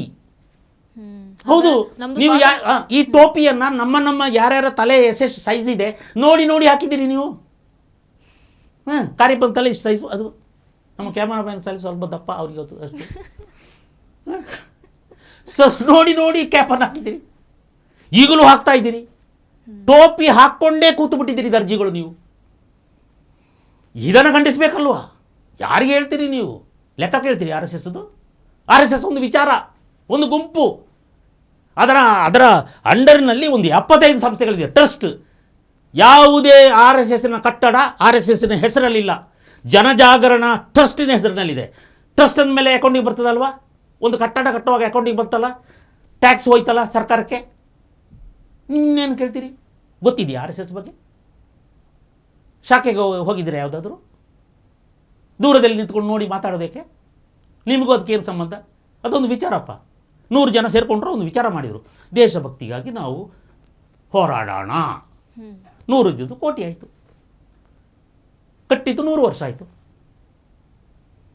ಅದಕ್ಕೆ ಅನಿಸ್ತು ಆರ್ ಎಸ್ ಎಸ್ಗೆ ಈ ಬೆಟ್ಟ ಗುಡ್ಡಗಳಲ್ಲಿರುವ ಈ ಟ್ರೈಬ್ ಬಗ್ಗೆ ಕೆಲಸ ಮಾಡಬೇಕು ಅಂತ ಅನಿಸ್ತು. ಪಾಪ ಅವರು ಸಮಾಜದ ಮುಖ್ಯವಾಹಿನಿಯಿಂದ ದೂರ ಇದ್ದಾರೆ, ಕ್ರಿಶ್ಚಿಯನಿಗೆ ಮತಾಂತರ ಆಗ್ತಾ ಇದ್ದಾರೆ. ನಾವು ಅವರಿಗೆ ಈ ಭಾರತೀಯ ಸಂಸ್ಕೃತಿಯಲ್ಲಿ ಉಳಿಸ್ಕೊಳ್ಬೇಕು ಅಂತ ಅನಿಸಿದಾಗ ಆರ್ ಎಸ್ ಎಸ್ ವನವಾಸಿ ಕಲ್ಯಾಣ ನಿರ್ಮಾಣ ಮಾಡ್ತು. ವನ್ಯವಾಸಿ ಕಲ್ಯಾಣ ಟ್ರಸ್ಟ್, ರಾಷ್ಟ್ರದ ಉತ್ಥಾನ ಮಾಡಬೇಕು, ಅದಕ್ಕಾಗಿ ವಿದ್ಯಾಲಯಗಳ ಸ್ಥಾಪನೆ ಮಾಡಬೇಕು ಅನಿಸ್ತು ಆರ್ ಎಸ್ ಎಸ್ಗೆ. ಆಗ ಅದು ರಾಷ್ಟ್ರೋತ್ಥಾನ ಪರಿಷತ್ತನ್ನು ನಿರ್ಮಾಣ, ಅದು ಟ್ರಸ್ಟ್. ಎಷ್ಟು ಇಡೀ ಭಾರತದಲ್ಲಿ ಎಷ್ಟೋ ವಿದ್ಯಾಕೇಂದ್ರಗಳಿದೆ, ಆಡಿಟೆಡ್ ಲೆಕ್ಕ ಬರ್ತದೆ, ನೋಡ್ಕೊಳ್ಳಿ. ಸಂಸ್ಕಾರ ಭಾರತಿ ಅಂತ ಸಂಸ್ಕಾರವನ್ನು ಕೊಡಬೇಕು, ಸಾಂಸ್ಕೃತಿಕ ಚಟುವಟಿಕೆ ನಡೆಸಬೇಕು ಅಂತ ಸಂಸ್ಕಾರ ಭಾರತಿ ಟ್ರಸ್ಟ್. ಜನಜಾಗರಣ ಟ್ರಸ್ಟ್, ಆರೋಗ್ಯ ಭಾರತಿ ಟ್ರಸ್ಟ್. ನಿಮಗೆ ಗೊತ್ತಾ ಪ್ರಿಯಾಂಕಾ ಖರ್ಗೆ ಅವರೇ, ಆರ್ ಎಸ್ ಎಸ್ ಒಂದು ವಿಚಾರ ರೀ, ಅದೊಂದು ವಿಚಾರ. ಕೋಟಿ ಕೊಟ್ಟವನು ಕೇಸ್ ಹಾಕಲಿ, ನೋಡಿ ಆರ್ ಎಸ್ ಎಸ್ನ ರಸೀದಿ ಇದೆ, ಆರ್ ಎಸ್ ಎಸ್ ರಸೀದಿ ಇದೆ, ಈ ರಸೀದಿಯಲ್ಲಿ ನಾನು 1 ಕೋಟಿ ಕೊಟ್ಟಿದ್ದೀನಿ, ಮೋಸ ಮಾಡಿದ್ದಾರೆ ತೋರಿಸಿ. ಇಡೀ ಭಾರತದಲ್ಲಿ ನಿಮಗೆ ರಸೀದಿ ಫೀಸೇ ಸಿಕ್ಕಲ್ಲ, ಯಾಕೆಂದರೆ ರಸೀದಿ ಪುಸ್ತಕನೇ ಇಲ್ಲ. ಇನ್ನೂ ಒಂದು ಹೇಳ್ತೇನೆ, ಆರ್ ಎಸ್ ಎಸ್ಗೆ ಸದಸ್ಯತ್ವನೇ ಇಲ್ಲ. ನಾನು ಕಾಕಿ ಪ್ಯಾಂಟ್ ಕಾಕಿ ಶರ್ಟ್ ಹಾಕ್ಕೊಂಡು ಟೋಪಿ ಹಾಕ್ಕೊಂಡು ದಂಡ ಹಿಡ್ಕೊಂಡು ಹೋಗಿ ನಮಸ್ತೆ ಸದಾವತ್ಸಲೆ ಮಾತೃಭೂಮಿ ಅಂತೇಳಿ ಧ್ವಜಕ್ಕೆ ವಂದನೆ ಮಾಡಿ ನಾನು ಆ ಶಾಖೆಯಲ್ಲಿ ಅಟೆಂಡ್ ಆದರೆ ನಾನು ಸ್ವಯಂ ಸೇವಕ. ನನಗೆ ಅದರಲ್ಲಿ ಇನ್ನೂ ಒಂದು ಸ್ವಲ್ಪ ಶಿಕ್ಷಣ ಬೇಕು ಅಂದರೆ ನಾನು ಪ್ರಾಥಮಿಕ ಶಿಕ್ಷಾ ವರ್ಗ, ಅಲ್ಲಿಂದ ಇನ್ನೊಂದು ಉನ್ನತ ಶಿಕ್ಷಾ ವರ್ಗಕ್ಕೆ ನಾನು ಅಟೆಂಡ್ ಆಗಿ ಇನ್ನಷ್ಟು ತಿಳ್ಕೊಳ್ತೇನೆ ಅಷ್ಟೇ. ಮನುಷ್ಯತ್ವದ ನಿರ್ಮಾಣಕ್ಕಾಗಿ ಅದು ಉಟ್ಕೊಂಡ ಒಂದು ಗುಂಪು, ಅದು ಅಷ್ಟೇ. ಗುಂಪಿಗೆ ಯಾಕೆ ಟ್ರಸ್ಟು ಅಲ್ಲ, ಇದು ರಿಜಿಸ್ಟ್ರೇಷನ್. ಈ ಥರ ಎಷ್ಟೋ ಇದೆ, ಎಷ್ಟೋ ಇದೆ, ಕ್ರಿಶ್ಚಿಯನ್ಗಳಲ್ಲಿ ಎಷ್ಟೋ ಇದೆ. ನೀವು ಕೇಳೋಕ್ಕಾಗಲ್ಲ, ಕೇಳಕ್ಕೆ ಹೋದರೆ ನಿಮ್ಗೆ ಕಷ್ಟ ಆಗುತ್ತೆ. ಮಾಡೋಕ್ಕಿರೋ ಕೆಲಸ ಇದೆ ನಿಮಗೆ. ಅಲ್ಲಿ ಬಿಡದಿಯಲ್ಲಿ ರೈತರಿದ್ದಾರಲ್ಲ, ಎಷ್ಟು ದಿವಸ ಆಯಿತು ಸ್ಟ್ರೈಕ್ ಮಾಡ್ತಾ ಕೂತು? ಹೋಗಿದ್ದೀರಾ ನೀವು? ಕಾನೂನು ಪಾಲನೆ ಅಲ್ಲಿ ಹಾಳಾಗುವ ಎಲ್ಲ ಚಾನ್ಸಸ್ ಇದೆ. ಹೋಗಿದ್ದೀರಾ ನೀವು? ನಮ್ಮ ಖರ್ಗೆ ಅವರು, ಡಿ ಕೆ ಶಿವಕುಮಾರ್ ಹೋಗಿದ್ದೀರಾ? ರೈತರು ಒಪ್ಕೊಳ್ತಾ ಇದ್ದಾರೆ ಅಂತ ಹೇಳ್ತಾ ಇದ್ದಾರೆ. ಹಾಂ, ಒಪ್ಕೊಳ್ತಾ ಇದ್ದಾರೆ. ಇವರ ಏಜೆಂಟ್ಗಳು ಒಪ್ಕೊಳ್ಳೋದು. ಅದು ಅದೇನು ಈ ಕ್ರಿಕೆಟ್ ಮ್ಯಾಚಿನಲ್ಲೆಲ್ಲ ನೋಡಿ, ಇವ್ರಿಗೆ 1 ಲಕ್ಷ ಅಂತ ಹೇಳಿದಾಗ ಒಂದು ದೊಡ್ಡ ಒಂದಿಷ್ಟು ಹಿಂಗೆ ಇದು ಮಾಡಿ ಫ್ಲೆಕ್ಸ್ ಮಾಡಿ ತಿಕ್ಕು ಇದ್ರದ್ದು ಅದ್ರ ಕೊಡೋದು. ಈ 1 ಲಕ್ಷದ ಚೆಕ್ ಕಾಣೋದಿಲ್ಲಲ್ಲ ಕ್ಯಾಮರಕ್ಕೆ, ಅದಕ್ಕೆ ಹಾಗೆ ಕೊಟ್ಟಿದ್ದಿಲ್ಲಿ. ಹೌದು, ಬಿಡದಿ ಫುಟ್ಬಾಲ್ ಮ್ಯಾಚ್ ಅಲ್ಲ ಅದು ಆಗ್ತಾ ಇರೋದು. ಇವು ಯಾರಿಗೆ ಅದೇ ಹೇಳಿದೆ, ಯಾವ ಯಾವ ಸೈಜಿನ ಟೋಪಿ ಹಾಕಬೇಕು. ಈ ಬಿ ಜೆ ಪಿಯವರಿಗೆ ಈ ಸೈಜ್ ಗೊತ್ತಿಲ್ಲ, ಒಂದು ಲೂಸ್ ಹಾಕ್ಬಿಡ್ತಾರೆ, ಒಂದು ಟೈಟ್ ಹಾಕ್ಬಿಡ್ತಾರೆ, ಟೋಪಿಯೇ ಇಡ್ಸೋಲ್ಲ. ಆದರೆ ಕರೆಕ್ಟ್ ಸೈಜ್ ಗೊತ್ತಿರೋದು ಕಾಂಗ್ರೆಸ್ಗೆ. ಮೋಸದ ಟೋಪಿ. ಆ ಟೋಪಿಯನ್ನು ಹಾಕ್ಲಿಕ್ಕೆ ಅವರಿಗೆ ಮಾತ್ರ ಗೊತ್ತು, ಹಾಕ್ತಾನೇ ಹೋಗ್ತಾರೆ. ಇವತ್ತು ಈಗ ಗಾಂಧಿ ಹತ್ಯೆಯ ಸತ್ಯ ಅನೇಕ ವಿಚಾರಗಳನ್ನು ಹೊರಗಿಡ್ತದೆ, ಅನೇಕ ವಿಚಾರಗಳನ್ನು. ನಿಮ್ಮ ಪ್ರಕಾರ ಹಾಗಾದ್ರೆ ಇಷ್ಟು ವರ್ಷಗಳ ಕಾಲ ಕಾಂಗ್ರೆಸ್ ಗೋಡ್ಸೆಯನ್ನ ಹಿಡ್ಕೊಂಡು ಲಾಭ ಮಾಡ್ಕೊಂಡು? ಹೌದು. ನೋಡಿ, ಗಾಂಧಿ ಹತ್ಯೆ ಆಯಿತು, 1 ವಾರದಲ್ಲಿ 20,000 ಚಿತ್ಪಾವನ ಬ್ರಾಹ್ಮಣರ ನರಮೇಧ ನಡೆದೋಯ್ತು. ಗೋಡ್ಸೆ ಹೆಸರಿನ ವ್ಯಕ್ತಿಗಳನ್ನು ಕೊಂದರು, ಚಿತ್ಪಾವನ ಮನೆಗಳಿಗೆ ಬೆಂಕಿ ಕೊಟ್ಟರು, ಸಾವರ್ಕರ್ ಅವರ ತಮ್ಮನನ್ನು ಹೊಡೆದು ಕೊಂದಿದ್ದು, ಮನೆಗೆ ನುಗ್ಗಿ ಹಾಸ್ಪಿಟಲೈಸ್ ಆದ 2 ದಿವಸದಲ್ಲಿ ಸತ್ತೋದ. ಅನೇಕ ಫ್ಯಾಕ್ಟ್ರಿಗಳಿಗೆ ಬೆಂಕಿ ಕೊಟ್ಟರು, ಅನೇಕ ಪ್ರಿಂಟಿಂಗ್ ಪ್ರೆಸ್ಗಳಿಗೆ ಬೇಕಿಕೊಟ್ರು. ನಿಮ್ಗೆ ಗೊತ್ತಾ? ಗೋಡ್ಸೆ ಚಿತ್ಪಾವನ ಬ್ರಾಹ್ಮಣ, ಬಾಲಗಂಗಾಧರ ತಿಲಕ್ ಚಿತ್ಪಾವನ ಬ್ರಾಹ್ಮಣ, ಗೋಪಾಲಕೃಷ್ಣ ಗೋಖಲೆ ಚಿತ್ಪಾವನ ಬ್ರಾಹ್ಮಣ, ದ.ರಾ. ಬೇಂದ್ರೆ ಚಿತ್ಪಾವನ ಬ್ರಾಹ್ಮಣ. ಎಷ್ಟು ಜನ ಚಿತ್ಪಾವನ ಬ್ರಾಹ್ಮಣರಿದ್ದಾರೆ ಈ ದೇಶಕ್ಕಾಗಿ. ಸಾವರ್ಕರ್ ಚಿತ್ಪಾವನ ಬ್ರಾಹ್ಮಣ. ಗಲ್ಲಿಗೇರಿದವರು 10-12 ಜನ ಚಿತ್ಪಾವನ ಬ್ರಾಹ್ಮಣರಿದ್ದಾರೆ. ಚಾಪೇಕರ್ ಸಹೋದರರು ಚಿತ್ಪಾವನ ಬ್ರಾಹ್ಮಣರು. ನಿಮಗೆ ಚರಿತ್ರೆಯನ್ನು ನೀವು ಅಧ್ಯಯನ ಮಾಡೋಕ್ಕೆ ಹೋಗೋದಿಲ್ಲ ಅಂತ ನಾವೇನು ಮಾಡಲಿ? ಅಧ್ಯಯನ ಮಾಡ್ರಿ ಚರಿತ್ರೆ. ಇವನು ಕೊಂದ ಒಂದು ಘಟನೆ, ಇದರಿಂದ ಯಾರಿಗೆ ಲಾಭ ಆಗಿದೆ, ಯಾರಿಗೆ ನಷ್ಟ ಆಗಿದೆ? ಯಾರಿಗೆ ನಷ್ಟ ಆಗಿದೆ? ಇವರಿಗೆ. ಅವನು ರಾಷ್ಟ್ರೀಯ ಸ್ವಯಂ ಸೇವಕ ಸಂಘದಲ್ಲಿ ಇದ್ದ, ಗೋಪಾಲಕೃಷ್ಣ, ಇವನು ನಾಥರಾಮ್ ಗೋಡ್ಸೆ ಇದ್ದ, ಅವನೇ ಹೇಳ್ಕೊಂಡಿದ್ದಾನೆ ಇದ್ದ. ನಮಸ್ತೆ ಸದಾವತ್ಸಲೆ ಮಾತೃಭೂಮಿ ಅಂತ ಹೇಳೋದು ಎಲ್ಲರೂ ಪಠಿಸಬೇಕಾದ ಪದ್ಯ. ಅದರ ಅರ್ಥನೇನು? ಅಮ್ಮ ಭೂಮಿ ತಾಯಿ, ಸದಾ ನಿನಗೆ ವಂದನೆ, ನಿನ್ನ ಋಣದಲ್ಲಿ ನಾನು ಇಷ್ಟು ವರ್ಷ ಬದುಕಿದ್ದೇನೆ, ಈ ದೇಹ ನಿನಗೆ ಸರ್ವಪ್ರೀತ. ಇದು ನಮಸ್ತೆ ಸದಾವತ್ಸಲೆ ಮಾತೃಭೂಮಿ ತ್ವಯಾ ಹಿಂದೂ ಭೂಮಿ ಸುಖಂ ವರ್ಧಿತಂ ಮಹಾಮಂಗಲೇ ಪುಣ್ಯಭೂಮಿ ತದ್ಧರ್ತೆ ಪತತ್ವೇಷ ಕಾಯೋ ನಮಸ್ತೆ ನಮಸ್ತೆ. ಇದು ಅದರ ಸಾರ. ಅದು ಇದನ್ನು ಹೇಳುತ್ತೆ. ಈ ಪದ್ಯ ಬಿಡಲಿಲ್ಲ ಅವನು, ಸಂಘ ಬಿಟ್ಟ, RSS ಬಿಟ್ಟು ಗೋಸ್ಕೊಂಡು ನನಗೆ ಅಂದರೆ ಆ ಚೌಕಟ್ಟಿನಲ್ಲಿ ಆ ವಿಪರೀತ ಸ್ಥಿತಿನಲ್ಲಿ ಇರೋಕ್ಕಾಗಲ್ಲ ಅಂತೇಳಿ ಅವನು ಬಿಟ್ಟ. ಹಿಂದೂ ಮಹಾಸಭಾ ಸೇರ್ತ. ಆಗ ಪರಿಚಯ ಆಗಿದ್ದು ಸಾವರ್ಕರ್ ಆಗ ಹಿಂದೂ ಮಹಾಸಭಾದ ಅಧ್ಯಕ್ಷರು. ಹಿಂದೂ ಮಹಾಸಭಾದಲ್ಲಿ ಒಬ್ಬ ಸೈನಿಕರಂತೆ ಕೆಲಸ ಮಾಡಿದಾನೆ. ಆ ಪಕ್ಷವನ್ನು ಹಿಂದೂ ಧರ್ಮಕ್ಕಾಗಿ, ಅವನಿಗೆ ಹಿಂದೂ ಧರ್ಮದ ಪ್ರತಿಪಾದಕ ಅವನು ಅಷ್ಟೇ. ಅವನಿಗೆ ಹಿಂದೂ ಧರ್ಮವನ್ನು ಈ ದೇಶದಲ್ಲಿ ಉಳಿಸ್ಕೊಳ್ಬೇಕು ಅಂತ ಕೆಲಸ ಮಾಡುವವನು. ಅವನು ಆ ಹಿಂದೂ ಮಹಾಸಭಾಕ್ಕೆ ಸೇರಿ ಅಲ್ಲಿ ಅವನಿಗೆ ಈ ಭಾರತ ವಿಭಜನೆಯಲ್ಲಿ ಹಿಂದೂ ಮಹಾಸಭಾ ತೆಗೆದುಕೊಳ್ಳೋ ಕೆಲವು ನಿರ್ಣಯಗಳು ಅವನಿಗೆ ಇಷ್ಟ ಆಗ್ತಾ ಇರಲಿಲ್ಲ. ಮತ್ತು ನಿಮ್ಮ ಸ್ಲೋ ಪ್ರೊಸೆಸ್ ನನಗೆ ಇಷ್ಟ ಆಗ್ತಾ ಇಲ್ಲ ಅಂತ ಅವನಿಗೆ. ಹಾಗಾಗಿ ಅದನ್ನು ಬಿಟ್ಟ. ಗಾಂಧಿಯ ಕೊಲೆ ಹೊತ್ತಿಗೆ ಅದೆರಡನ್ನೂ ಬಿಟ್ಟುಬಿಟ್ಟಿದ್ದ ಅವನು, ಬಿಟ್ಟಿದ್ದ. ಮತ್ತು ಅವನು ನೀವು ಹೇಳ್ಕೊಂಡಾಗೆ ಅವನೇನು ಏನೋ ಗುಜರಿಯಲ್ಲಿ ಏನೋ ಲಾಳ ಹೊಡಿತಿದ್ದವನಲ್ಲ. ಅವನು ಹಿಂದೂ ರಾಷ್ಟ್ರ ಪತ್ರಿಕೆಯ ಸಂಪಾದಕ ನಾಥರಾಮ್ ಗೋಡ್ಸೆ. ಮತ್ತು ಅವನ ಜೊತೆಯಲ್ಲೇ ಗಲ್ಲಿಗೇರ್ತಾನೆ ಒಬ್ಬ ನಾರಾಯಣ ಆಪ್ಟೆ ಅಂತೇಳಿ, ಅವನು ಪ್ರಕಾಶಕ. ಇವರೆರಡು ಕಳಸ್ಯ ಗಂಟಸ್ಯ ಗೆಳೆಯರು. ಏನೇ ಪ್ಲ್ಯಾನ್ ಇದ್ದರೂ ಇವರಿಬ್ಬರು ಸೇರಿಯೇ ಮಾಡ್ತಾರೆ. ಹಾಗಾಗಿ ಅವನಿಗೂ ಮರಣದಂಡನೆ ಆಯಿತು, ನಾರಾಯಣ ಆಪ್ಟೆಗೆ. ಇನ್ನು ಉಳಿದವರಿಗೆ ಜೀವಾದಿ ಶಿಕ್ಷೆ. ಇವರೆರಡು ಗಲ್ಲಿಗೇರ್ತಾರೆ. ಅವನು ನೇಣಿಗೆ ಕೊರಳು ಕೊಟ್ಟಾಗ ಮುಸುಕು ಹಾಕಿರ್ತಾರಲ್ಲ, ಮುಸುಕು ಹಾಕಿದ ಜಾಗದಲ್ಲೇ ಒಂದು ಕೊನೆಯ ಪದ್ಯ ಹೇಳ್ಬಿಡ್ಲಾ ಅಂತ ಕೇಳ್ತಾನೆ ನಡುಗುವ ಧ್ವನಿಯಲ್ಲಿ. ಇನ್ನೇನು ಆನ್ ಅಂತ ಹೇಳಬೇಕು, ಕಡಕ್ ಅಂತ ಹೇಳಬೇಕು ಅಷ್ಟೇ. ಆ ಕ್ಷಣ ಮುಖ ಮುಚ್ಚಿದ ಮೇಲೆ ನಮಸ್ತೆ ಸದಾವತ್ಸಲೆ ಮಾತೃಭೂಮಿ 4 ಲೈನ್ ಹೇಳ್ತಾನೆ. ನಾನು ಈಗ ಏನು ಹೇಳಿದ್ದೀನಿ ಅಷ್ಟು ಲೈನ್ ಹೇಳ್ತಾನೆ. ಒಂದೇ ಭಾರತ ಮಾತೆ ಅಂತ ಹೇಳ್ತಾನೆ. ಭಾರತ ಮಾತಾ ಕಿ ಜೈ ಅಲ್ಲ, ಒಂದೇ ಭಾರತ ಮಾತೆ ಅಂತ ಹೇಳ್ತಾನೆ ಲಾಸ್ಟ್. ಅಂದರೆ ಅವನು ದೇಶಭಕ್ತ ಅಲ್ವಾ? ನೋಡಿ, ಒಬ್ಬರು ಅವ್ರ ಹೆಸರು ಗೋಪಾಲ್ ದಾಸ್ ಖೋಸ್ಲಾ ಅಂತ, ಮರಣದಂಡನೆಯನ್ನು ಕಾಯಂಗೊಳಿಸಿದ ನ್ಯಾಯಾಧೀಶ. ಯಾರು? ಗೋಪಾಲ್ ದಾಸ್ ಖೋಸ್ಲಾ. ಇವರು ಒಂದು ಪುಸ್ತಕವನ್ನು ಆಫ್ಟರ್ ರಿಟೈರ್ಮೆಂಟ್ ಬರೀತಾರೆ. ಆ ಪುಸ್ತಕದ ಹೆಸರು ದ ಮರ್ಡರ್ ಆಫ್ ಮಹಾತ್ಮ ಅಂತ. ನಾನು ಪುಸ್ತಕ ಓದಿದ್ದೇನೆ.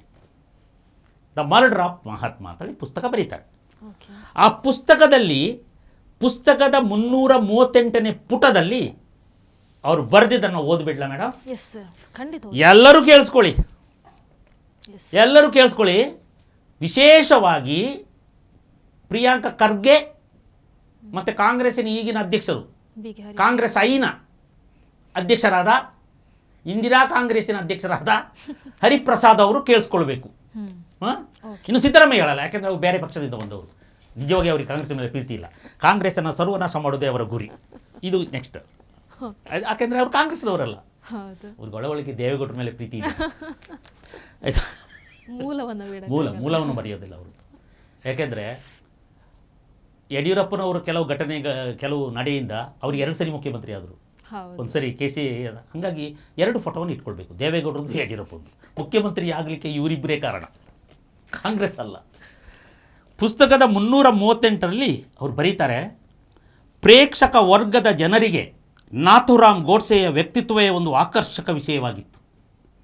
ಪ್ರೇಕ್ಷಕರಿಂದ ತುಂಬಿ ತುಳುಕುತ್ತಿದ್ದ ನ್ಯಾಯಾಲಯದಲ್ಲಿ, ಅಂದರೆ ಆಗ ಒಂದಷ್ಟು ಪ್ರೇಕ್ಷಕರು ನಾವು ಬಂದು ಕೂತ್ಕೊಳ್ಬೋದು ಅಂತ ಪರ್ಮಿಷನ್ ಕೊಟ್ಟಿದ್ರಂತೆ. ಬೇಕಾದರೆ ಇದು the great case, Mahatma Gandhi ಹತ್ಯೆ ಪ್ರಕರಣ. ಆದ್ದರಿಂದ ಒಂದು ಪ್ರೇಕ್ಷಕರೆಲ್ಲ ಕೂತ್ಕೊಳ್ಳೋಕ್ಕೆ ನ್ಯಾಯಾಧೀಶರು, ಗೌರ್ಮೆಂಟ್ ಅಲ್ಲ, ನ್ಯಾಯಾಧೀಶರು ಅವಕಾಶ ಕೊಟ್ಟಿದ್ದರು.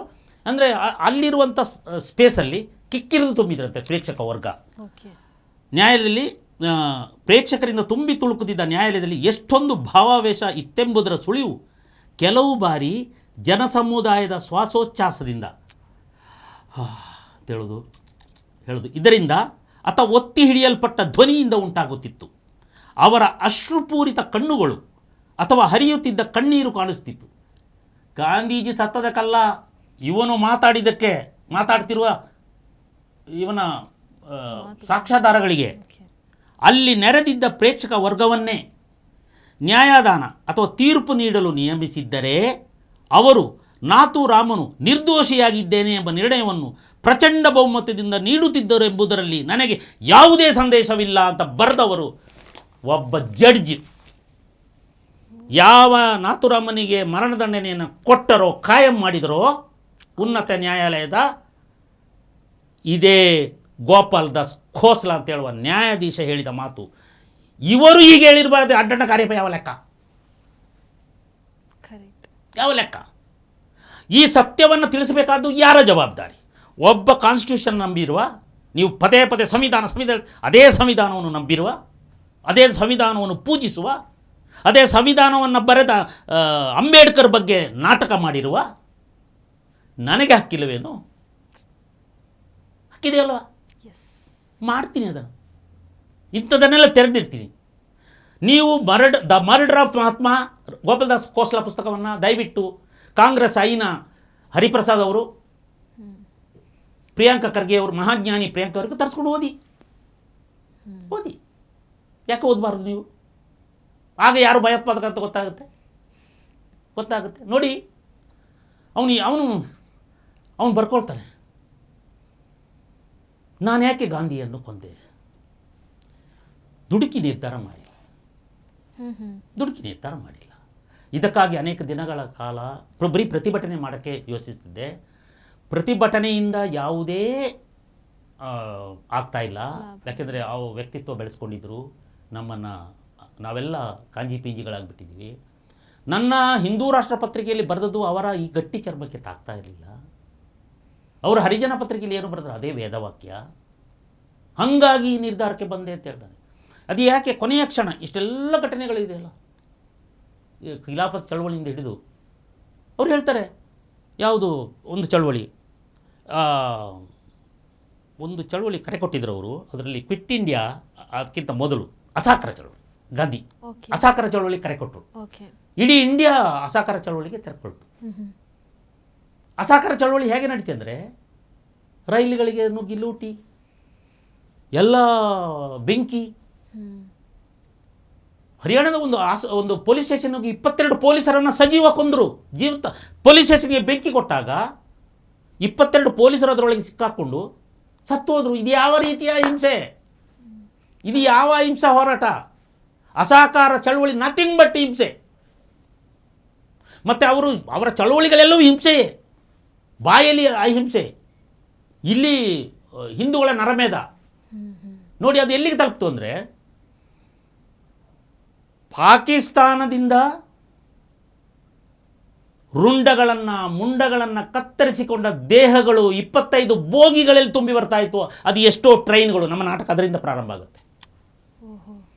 ಇಲ್ಲಿ ರೈಲುಗಳಲ್ಲಿ ತುಂಬಿ ಬರ್ತಾ ಇದ್ರೆ, ಇಲ್ಲಿ ನೆಹರುದು historical speech tryst with destiny ಕೇಳಿದಿರಲ್ಲ, ಹಿಸ್ಟಾರಿಕಲ್ ಸ್ಪೀಚ್. ಆ ಸ್ಪೀಚಿನ ಕೊನೆಯ ಫಸ್ಟ್ ಲೈನ್ ನೋಡಿ. ಅಂದರೆ ಅವರು ಆ ಸ್ಪೀಚನ್ನು ಮಾಡ್ತಾ ಇರ್ತಾರೆ ಪಾರ್ಲಿಮೆಂಟಲ್ಲಿ, ಯೂನಿಯನ್ ಜಾಕ್ ಇಳಿಸಿ ಹಿಂದೂ ಮಹಾಸಭಾದ the long years ago we made tryst with destiny and now the time comes when we shall redeem the pledge. ಹೀಗೆ ಮಾತಾಡ್ತಿದ್ದು ಅವರು. ಜಗತ್ತು ನಿದ್ರಿಸುತ್ತಿರುವಾಗ ಭಾರತದ ಜೀವ ಸ್ವಾತಂತ್ರ್ಯದೊಂದಿಗೆ ಜಾಗೃತಗೊಳ್ಳುತ್ತದೆ. ಇದು ಹಳೆಯದಾದ ಹೊಸದಕ್ಕೆ ದೀರ್ಘಕಾಲದ ದಬ್ಬಾಳಿಕೆಯಿಂದ ಮುಕ್ತಿಗೆ ಹೆಜ್ಜೆ ಇಡುವ ಕ್ಷಣ. ಎಲ್ಲ ಈ ಚಪ್ಪಾಳೆ ಆಗ್ತಿದ್ದಾಗ ಈ ಕಡೆ ಟ್ರೈನ್ ಬರ್ತಾ ಇದೆ, ಆಕ್ರಂದರ ಆಗ್ತಾ ಇದೆ. ಆ ದೆಹಲಿ ಅಂತ ಹೇಳುವ ಸಣ್ಣ ಪ್ರದೇಶದಲ್ಲಿ 50 ಲಕ್ಷ ನಿರಾಶ್ರಿತರು ತುಂಬಿಕೊಂಡಿದ್ದಾರೆ. ಎಲ್ಲ ಮಸೀದಿಗಳಲ್ಲಿ, ಎಲ್ಲ ಶಾಲಾ ಕಟ್ಟಡಗಳಲ್ಲಿ, ಎಲ್ಲ ದೇವಸ್ಥಾನಗಳಲ್ಲಿ ನಿರಾಶ್ರಿತರು, ಸಿಖ್ಖರು, ಹಿಂದೂರು, ಮುಸ್ಲಿಂ ತುಂಬಿಕೊಂಡಿದ್ದಾರೆ. ಮೈ ಮೇಲೆ ಗಾಯ, ಗಂಡನನ್ನು ಕಳೆದುಕೊಂಡಿರುವ ಹೆಂಗಸರು, ಮಕ್ಕಳನ್ನು ಕಳೆದುಕೊಂಡ ತಾಯಂದಿರು, ಪತ್ನಿಯನ್ನು ಕಳೆದುಕೊಂಡ ಗಂಡಸರು, ಮಕ್ಕಳನ್ನು ಕಳೆದುಕೊಂಡ ಅನಾಥ ವೃದ್ಧರು, ಇವರೆಲ್ಲ ಒಂದೆಡೆಯಾದರೆ ಇವರ historical truck wrist destiny bus ಆಗ್ತದೆ. ವಾಕರಿಕೆ ವಾಂತಿ ಮಾಡ್ಕೊಳ್ತಾನೆ ಒಬ್ಬ ರೈಲ್ವೆ ಸ್ಟೇಷನ್ ಮಾಸ್ಟರ್. ಒಂದು ಟ್ರೈನ್ ಬರ್ತದೆ, ಒಂದು ಟ್ರೈನ್ ಬಂದಾಗ ಇದು ಯಾಕೆ ಬಾಗಿಲು ತೆರಿತಿಲ್ಲ ನೋಡ್ತಾನೆ, ಸ್ವಲ್ಪ ನಿಂತು ನೋಡ್ತಾನೆ, ರಕ್ತದ ಕೋಡಿ ಹರಿತಾ ಇದೆ ಬಾಗಿಲು ಸಂಧಿಯಿಂದ. ತೆರೆದಾಗ ಅವನಿಗೆ ಆ ವಾಸನೆ, ಆ ರುಂಡಗಳು, ಕಣ್ಣು ಬಿಟ್ಕೊಂಡಿರುವ ದೇಹಗಳು, ಹೊಟ್ಟೆ ಬಗೆದಿರುವ ಹೆಂಗಸರ ಇದು ಕರಳುಗಳು, ವಿಚಿತ್ರ. ವಾಂತಿ ಮಾಡ್ಕೊಳ್ತಾನೆ. ಗ್ಯಾನಿ ಸಿಂಗ್ ಅಂತೇಳಿ ನಮ್ಮ ಹೆಸರು. ವಾಂತಿ ಮಾಡ್ಕೊಳ್ತಾನೆ. ಪತ್ರಕರ್ತರು ಒಬ್ಬ ಬರ್ತಾರೆ, ಅವನು ಹೇಳ್ತಾನೆ, ನೋ, ಇದು ವರದಿ ಮಾಡಲಾಗದ ಬೀಭತ್ಸ ಅಂತ ಹೇಳ್ತಾನೆ. ನಿರಾಶ್ರಿತರು ಕೂಗು, ಮುರ್ದಾಬಾದ್ ಮುರ್ದಾಬಾದ್, ಮಹಾತ್ಮ ಗಾಂಧಿ ಮುರ್ದಾಬಾದ್ ಅಂತ. ಮಹಾತ್ಮ ಅಂತ ಹೇಳ್ತಾರಿಲ್ಲ, ಗಾಂಧಿ ಮುರ್ದಾಬಾದ್ ಕೂಗು. ಎಲ್ಲದಕ್ಕೂ ಅವನೇ ಕಾರಣ ಅಂತ ಹೇಳ್ತಾರೆ. ಯಾಕೆ ಅಡ್ಡಂಡಕಾರಿಪ ಕಾರಣ? ಒಂದು ಹೆಂಗಸು ಓಡಿ ಬರ್ತಾಳೆ, ಓಡಿ ಬಂದು ಪೊಲೀಸರು ತಡಿತಾರೆ, ಬಿಡಿಸ್ಕೊಂಡು ಓಡಿ ಬರ್ತಾಳೆ. ಬಿಡಿ ನನ್ನನ್ನು, ನಾ ಮುದುಕನೊಂದಿಗೆ ಮಾತಾಡಬೇಕು ಅಂತ ಹೇಳ್ತಾಳೆ. ಗಂಡನನ್ನು ಕಳ್ಕೊಂಡಿದ್ದಾಳೆ, ತನ್ನ 2 ಮಕ್ಕಳನ್ನು ಕಳ್ಕೊಂಡಿದ್ದಾರೆ ಆ ಹೆಂಗಸು. ನಿನ್ನಿಂದ ಯಾಕೆ ಕೂತಿದೆಯೇ ಇಲ್ಲಿ ನಾಟಕ ಮಾಡ್ತಾ, ಹೋಗು ಹಿಮಾಲಯಕ್ಕೆ ತಪಸ್ಸು ಮಾಡು ಅಂತ ಹೇಳ್ತಾಳೆ ಆ ಹೆಂಗಸು. ಇವನ ಜೊತೆಯಲ್ಲಿ ಇದ್ದ ಒಬ್ಬ ಸಿಖ್ ಬರ್ತಾನೆ, ಬಾಪೂಜಿ ನಿಮಗೆ ಗೊತ್ತಿಲ್ಲ, ನಿಮಗೆ ಸತ್ಯ ಸಂಗತಿ ಗೊತ್ತಿಲ್ಲ, ನೀವಿಲ್ಲಿ ಕೂತಿದ್ದೀರಿ ಭಜನೆ ಮಾಡ್ತಾ, ಅಲ್ಲಿ ಬಂದು ನೋಡಿ ಪಂಜಾಬ್ ಗಡಿಯಲ್ಲಿ ನಮ್ಮ ಸಿಖ್ಖರ ನರಭೇದ ಆಗಿದೆ, ನನಗೆ ಹೆಂಡತಿ ಇಲ್ಲ, ಈಗ ಒಬ್ಬನೇ ಒಬ್ಬ ಮಗ, ನನ್ನ ಕಣ್ಣ ಮುಂದೆ ನನ್ನ ಹೆಂಡತಿಯನ್ನು ಅತ್ಯಾಚಾರ ಮಾಡಿ ಕೊಂದು ಹಾಕಿದ್ದಾರೆ, ನನ್ನ ಕಣ್ಣ ಮುಂದೆಯೇ. ನೀವು ಏನು ಮಾಡ್ತಾ ಇದ್ದೀರಿ? ಆಗ ತಿರುಗಿಸಿ ಹೊಡಿಬೇಕಾಗಿತ್ತು, ವೀರ ಮರಣವನ್ನು ಅಪ್ಪಬೇಕಾಗಿತ್ತು. ಹಿಂಗೆ ಹೇಳ್ತಾರೆ ಇವು. ಆ ಹೆಂಗಸಿಗೂ ಹಿಂಗೆ ಹೇಳಿದ್ದು, ಶಾಪ ತಟ್ಟುತ್ತದೆ ನಿನಗೆ, ಇದನ್ನು ನಿಮಗೆ ಒಂದು ಗತಿ ಕಾಣುತ್ತೆ ಅಂತೇಳಿ ಕಿರ್ಚಿಕೊಂಡು ಹೋಗ್ತಾರೆ ಪೊಲೀಸರು, ಅವ್ರನ್ನ ಹೇಳ್ಕೊಂಡು ಹೋಗ್ತಾರೆ. ಹೀಗೆ ನಾಟಕ ಪ್ರಾರಂಭ ಆಗುತ್ತೆ. ಅವರ ಅಹಿಂಸಾ ತತ್ವ ಬಿಕರಿ ಆಗುತ್ತೆ. ಅಹಿಂಸಾ ತತ್ವಕ್ಕೆ ಯಾವುದೇ ಅರ್ಥ ಇರೋದಿಲ್ಲ. 10 ಲಕ್ಷ ಹಿಂದೂಗಳ ನರಮೇಧ ನಡೆದು ಹೋಗುತ್ತೆ. ಕ್ರಿಶ್ಚಿಯನ್ ನನ್ನುಗಳನ್ನು ಇರುವ ಶಾಲೆಗೆ ಬೆಂಕಿ ಕೊಟ್ಟು ಬರ್ತಾರೆ, ಮಕ್ಕಳನ್ನ ಹೋಗ್ತಾರೆ. ಪಂಜಾಬ್ ಅವನು ಸುಹರ್ದಿ ಅಂತ ಹೇಳುವನು, ಒಬ್ಬ ಮುಸಲ್ಮಾನ್ ಮತಾಂಧ, ಅವನು ಅಲ್ಲಿಯ ಮುಖ್ಯಮಂತ್ರಿ ಆ ಪ್ರಾಂತ್ಯದ್ದು. ಅವನು ಇದಕ್ಕೆಲ್ಲ ಬೆಂಬಲ ಕೊಟ್ಟಿರ್ತಾನೆ. ಅವನ ಜೊತೆಲಿ ಗಾಂಧೀಜಿ ಓಡಾಡ್ತಾರೆ ನೌಕಾಲಿ ಅಲ್ಲಿ ಇಲ್ಲೆಲ್ಲ.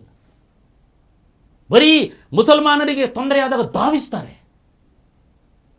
ಲಾಸ್ಟ್ 200 ಡೇಸ್ ಅಂತೇಳಿ ಒಂದು ಪುಸ್ತಕ ಇದೆ, ಅದರಲ್ಲಿ ದಾಖಲಾಗುತ್ತೆ. ಈ ಹಿಂದೂಗಳದ್ದಾದಾಗ ಮೌನ ವಹಿಸ್ತಾರೆ. ಇದು ರೊಚ್ಚಿಗೆಬ್ಬಿಸ್ತದೆ ಹಿಂದೂಗಳನ್ನು. ಹಾಗೆ ರೊಚ್ಚಿಗದ ಹಿಂದೂಗಳಲ್ಲಿ ಗೋಡ್ಸೆಯು ಒಬ್ಬ. ಅವನು ಏನು ಮಾಡ್ತಾ ಇದ್ದ? ಮದುವೆಯಾಗಿರಲಿಲ್ಲ, ಈ ದೇಶಕ್ಕಾಗಿ ಬ್ರಹ್ಮಚಾರಿಯಾಗಿದ್ದ.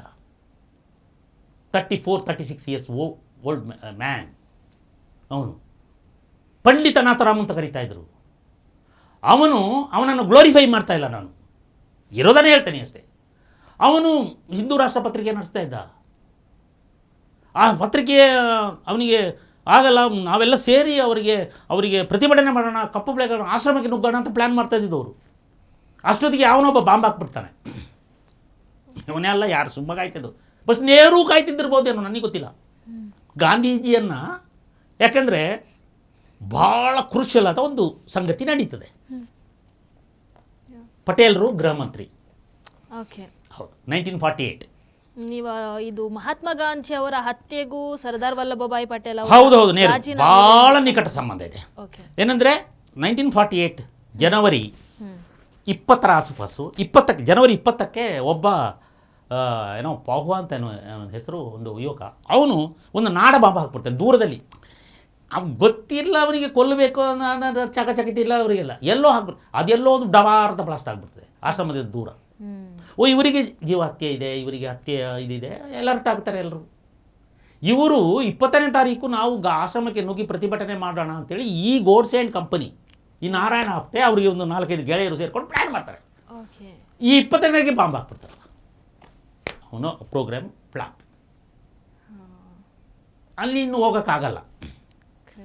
ಕಡೆಗೆ ಇವರಿಗೂ ಕೂಡ ಇವರೇ ಮುಂಬೈಯವರು, ನಾಸಿಕ್ ಅವರು, ನಾಗ್ಪುರದ ಹತ್ತಿರದವರು ಇವರೆಲ್ಲ ಇವರು ಡೆಲ್ಲಿಗೆ ಬರಬೇಕಾದ್ರೆ ಬಸ್ ಫೇರ್, ಆಗಿನ ಕಾಲದಲ್ಲಿ ಟ್ರೈನ್ ಫೇರ್ ಮತ್ತು ಖರ್ಚು. ಈ ಯಾರೋ ಪ್ರತಿಭಟನೆ ಮಾಡಲಿಕ್ಕೆ ಒಂದು 20 ಜನ ಬೇಕಲ್ಲ, ಧಿಕ್ಕಾರ ಹೋಗಲಿಕ್ಕೆ ಒಂದು ಬೇಕಲ್ಲ, ಅಷ್ಟು ಜನ ಕರ್ಕೋಬೇಕು ಇವರಿಗಿಲ್ಲ. ಅಲ್ಲಿ ಡಾಕ್ಟರ್ ಪರ್ಚುರೆ ಅಂತ ಒಬ್ಬರಿದ್ರು, ಅವ್ರು ಸ್ವಲ್ಪ ಆರ್ಥಿಕವಾಗಿ ಚೆನ್ನಾಗಿದ್ದರು. ಅವರು ಇವರನ್ನೆಲ್ಲ ಸ್ವಲ್ಪ ಫೀಡ್ ಮಾಡ್ತಾಯಿದ್ರು. ಅವರು ಇವ್ರದ್ದು ಟೀಮಿನಲ್ಲಿ ಒಬ್ಬ, ಅವರಿಗೆ ಕೊನೆಗೆ ಅವ್ರದ್ದು ಇದರಲ್ಲಿ ತಪ್ಪಿಲ್ಲ ಅಂತೇಳಿ ಅವ್ರನ್ನ ಬಿಡುಗಡೆ ಆಗುತ್ತೆ, ಬಟ್ ಅರೆಸ್ಟ್ ಆಗಿದ್ದರು ಅವರು. ನಾನು ಮಾಡ್ತೀನಿ ಮಾಡೋಣ ಅಂತ ಯಾವ 20ನೇ ತಾರೀಕಿಗೆ ಇವ್ರು ಫ್ಲಾಪ್ ಆಗೋಯ್ತು, ಕೈ ಬಿಡ್ತಾರೆ. ಇವನು ಏಕಾಂಗಿ ಆಗಿಬಿಡ್ತಾನೆ, ಒಬ್ಬ ನಿರ್ಧಾರ ಮಾಡಿಬಿಡ್ತಾನೆ, ಇಲ್ಲ ನಾನು ಮಾತ್ರ ಬಿಡಬಾರ್ದು ಹೇಳುವ ಕೊಲ್ಲುವ ನಿರ್ಧಾರಕ್ಕೆ ಬಂದುಬಿಡ್ತಾನೆ. ಆ ಕೊಲ್ಲುವ ನಿರ್ಧಾರಕ್ಕೆ ಯಾಕೆ ಬಂದರು ಅಂದರೆ,